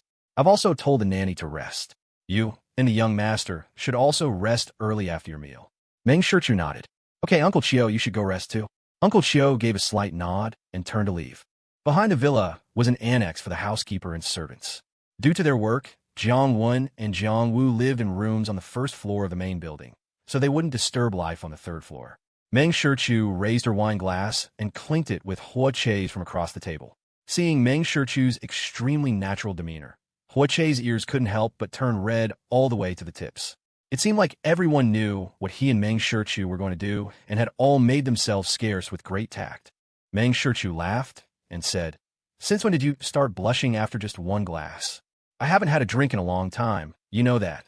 Che answered evasively. Ever since he started seeing a psychiatrist, he had rarely drunk alcohol. Even when he did, it was always in moderation. Meng Shichu said, "You should drink less." After dinner, the two went upstairs to their room. Meng Shichu brushed her teeth, washed her face, put on a face mask, and got into bed. Huiche was in the shower. The phone rang. Seeing the caller ID, Meng Shichu answered immediately. "Godfather, good evening." Chenye's voice came through the phone. "Good evening to you too, Chu-Chu. I'm not disturbing you, am I?" Meng Shichu said, "We just finished dinner. We're not asleep yet." "Godfather, are you guys back in the country?" "Chenye, we've been back for 2 days. Are you still traveling for work?" Meng Shichu, "I don't have any more business trips scheduled for now." "Godfather, do you have plans?" Chenye, "Hachun and I are heading to Kyoto in a few days. We'll find you then." Hearing this, Meng Shichu's voice became even more cheerful. "Great. I haven't seen you two godfathers in so long. The last few times I went to Yuqing, Uncle Yao was complaining that you two were practically settling down abroad." Chenye's laughter came through. "He just wanted to use you to get that message to us." Meng Shichu said, "Yes, and I've delivered the message, haven't I? How is Godfatherly doing lately?" Chenye said, "He was dragged off by your Uncle Yao to talk about work. The moment he got back, he was snagged. A man in his 50s still running to his big brother when things go wrong. I'm quite impressed by him." After chatting with Chunyi for a short while, Chunyi proactively said, "It's getting late. You must be tired from your trip, so rest early. We'll let you know before we come." Meng Shichu, "Good night, Godfather." Chunyi, "Good night to you too, Chu-Chu. Goodbye." Just as she hung up, Huiche came out of the bathroom, a towel wrapped around his waist and another on his head, and walked right out. Seeing Meng Shichu smiling as she put down her phone, he asked, "Still dealing with work?" "No." Meng Shichu shook her head. "My two godfathers are coming to Kyoto in a couple of days." Hearing about these figures who lived in Meng Shichu's stories, Huiche became interested. "Wow, their round-the-world trip is over." Meng Shichu explained. "They left a few days before our wedding. It's been over half a year. It's about time they came back. Originally, everyone from Yuqing had said they would come to Kyoto for her wedding with He Xingyi. After what happened before the wedding, he had informed Yuqing that the wedding here would not proceed smoothly and there was no need to waste their time coming. So no one came, and Li Nanxian and Chunyi went off on their trip. Huiche removed the towel from his head and straddled Meng Shichu's legs directly. "Wifey, what should I call your two godfathers then?" If he also called them godfather, it seemed a bit strange. "Why don't you just call MMPH?" The word uncle in Meng Shichu's mouth never came out, as Huiche suddenly leaned down and kissed her, swallowing all her words. People always say that a short separation is better than a new marriage, and Huiche deeply felt this. To him, this couldn't even be called a short separation, but a long-awaited reunion. So long it felt like a whole season of flowers blooming and falling had passed, with each day feeling like a year. In his spare time, he had flipped through his chat history with Meng Shichu until it was worn out, and he had looked at the photos they had taken over and over again. He knew he was a love brain, whether in his past life or this one. Once he fell in love, his mind was filled with only the other person. But he couldn't control his thoughts, nor did he want to. Sometimes he even wanted to say to Meng Shichu, "Don't go on business trips, stay home and be with me." He had even thought many times about dropping his own work and just going to find her. Such thoughts would spread wildly whenever Meng Shichu was about to go on a business trip, and they would grow wantonly when she was late in returning. But in the end, he never once said it out loud, nor did he ever act on it. His wife was a dazzling existence adored by all, a queen on high. Her world wasn't just about marriage and a husband. She shone brightly at work, dazzling in the business world, even more so than at home. His love shouldn't tarnish her brilliance. As a husband, he had to support all of his wife's work. But the longing from a short separation always ate away at him until he was unrecognizable. That emotion was finally released at this moment. He kissed Meng Shichu fiercely, asking again and again in the gaps, "Be good. Did you miss me during this time? Not just in your heart, but here too." After the intense and wild storm, the two of them cleaned up briefly and lay in bed. Meng Shichu held tightly in Huiche's arms. "By the way, what did you say I should call your godfathers?" Huiche remembered that this question had not yet been answered. Meng Shichu rolled her eyes. "Call them whatever you want." Huiche caressed Meng Shichu's cheek, making her look at him. "What's wrong? Are you unhappy?" "No." Meng Shichu shook her head. "Then you're not satisfied." Meng Shichu said, very satisfied. Huiche was silent for 2 seconds, then pretended to understand. "Okay, I get it. You're casting me aside now that I'm no longer useful, turning your back on me. What on earth is going on in your head?" Meng Shichu didn't know whether to laugh or cry. Huiche said, Of course I'm thinking about you. Meng Shichu raised a hand and gently cupped Hu Chei's chin. I'm right here in front of you, and you got what you wanted. What's there left to think about? I was reviewing things, wondering if I started a bit too roughly today, and that's why you're being so cold to me now. He was reviewing it very seriously, not like he was joking.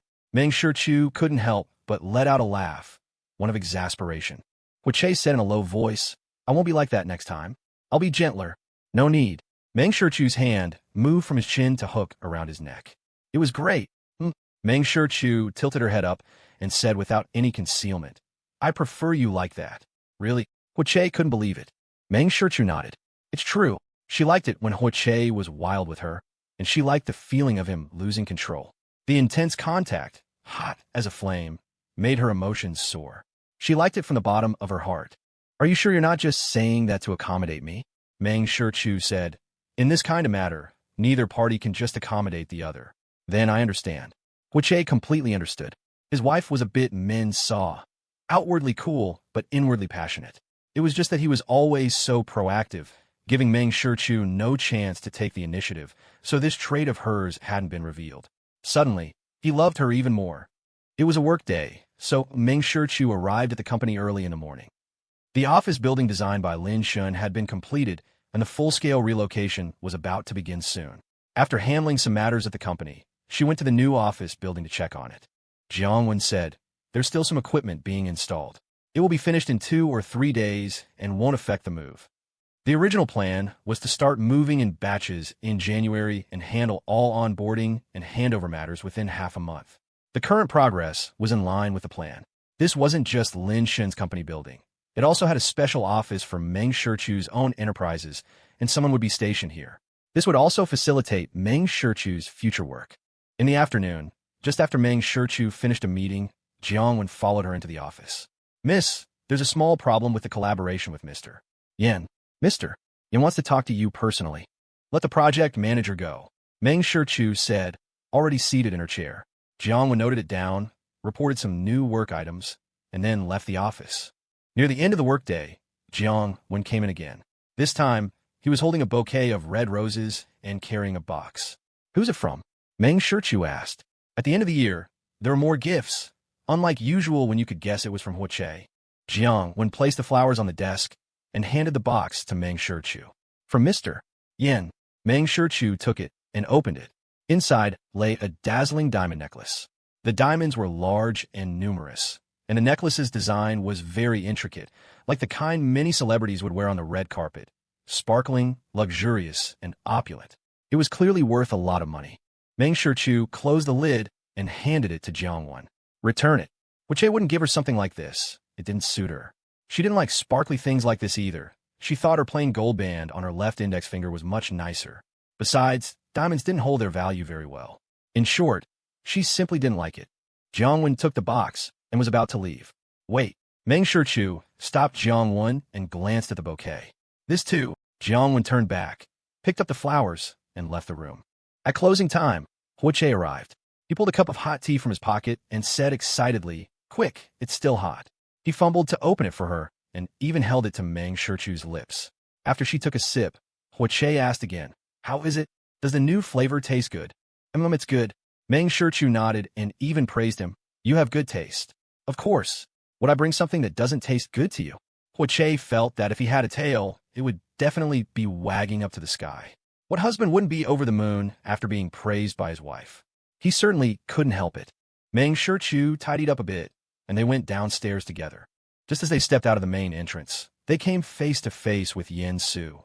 Oh, here comes the homewrecker, Hu Chei whispered in Meng Shichu's ear. Previously, Yen Su had frequently used their project as an excuse to invite Meng Shichu to dinner or send her gifts. Meng Shichu had accepted the dinner invitation twice, then refused all subsequent ones. As for the gifts Yen Su sent, Meng Shichu had had them all returned. Hu Chei knew all of this. Meng Shichu had never hidden it from him. After all, they had a project in collaboration, so they couldn't just cut ties abruptly. He hadn't expected Yen Su to come here in person today, holding a bouquet of vibrant flowers. This wasn't just subtly trying to steal his wife. This was a blatant provocation and an attempt at an open robbery. Stay calm, Meng Shichu said softly. He's no threat to you. Yen Su wouldn't even be able to get past her. The approaching Yin Su suddenly stopped, also not expecting to see Che and Meng Shichu together.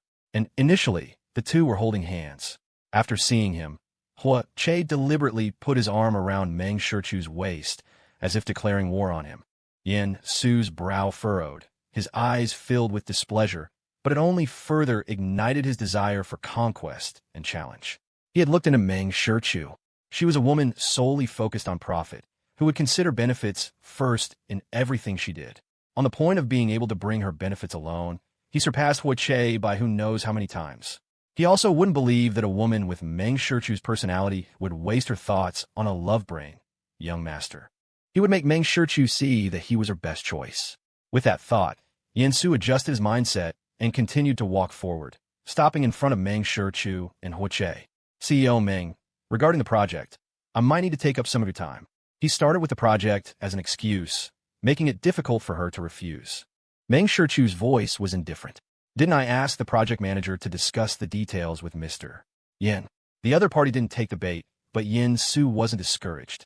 This project was finalized by me and CEO Meng. The problem this time isn't small, so I still hope to hear CEO Meng's opinion. I'm sorry, Mr. Yin, my wife's time after work belongs to me. No work talk. Che spoke up, his eyes meeting Yin Su's with a smile. If Mr. Yin really must talk to my CEO Meng, please come back during work hours tomorrow. Mr. Yin wouldn't want to occupy someone's private after-work time, right? The words, right? Threw the problem back at Yin Su. What project problem? That was all an excuse. He just wanted to steal his wife. The relaxed expression on Yin Su's face gradually faded. He had just looked towards Meng Shichu when he heard her say, Sorry, Mr. Yin. I just got back from a business trip. I need to spend time with my husband. CEO Meng, this matter is very serious. The losses are all money. Yin Su wouldn't give up. But Meng Shichu said, If Mr. Yin is in a hurry, you can debrief with my company's project manager first. CEO Meng. Meng Shichu said with a smile, Those losses, to me, are not as important as spending time with my husband. Yin Su.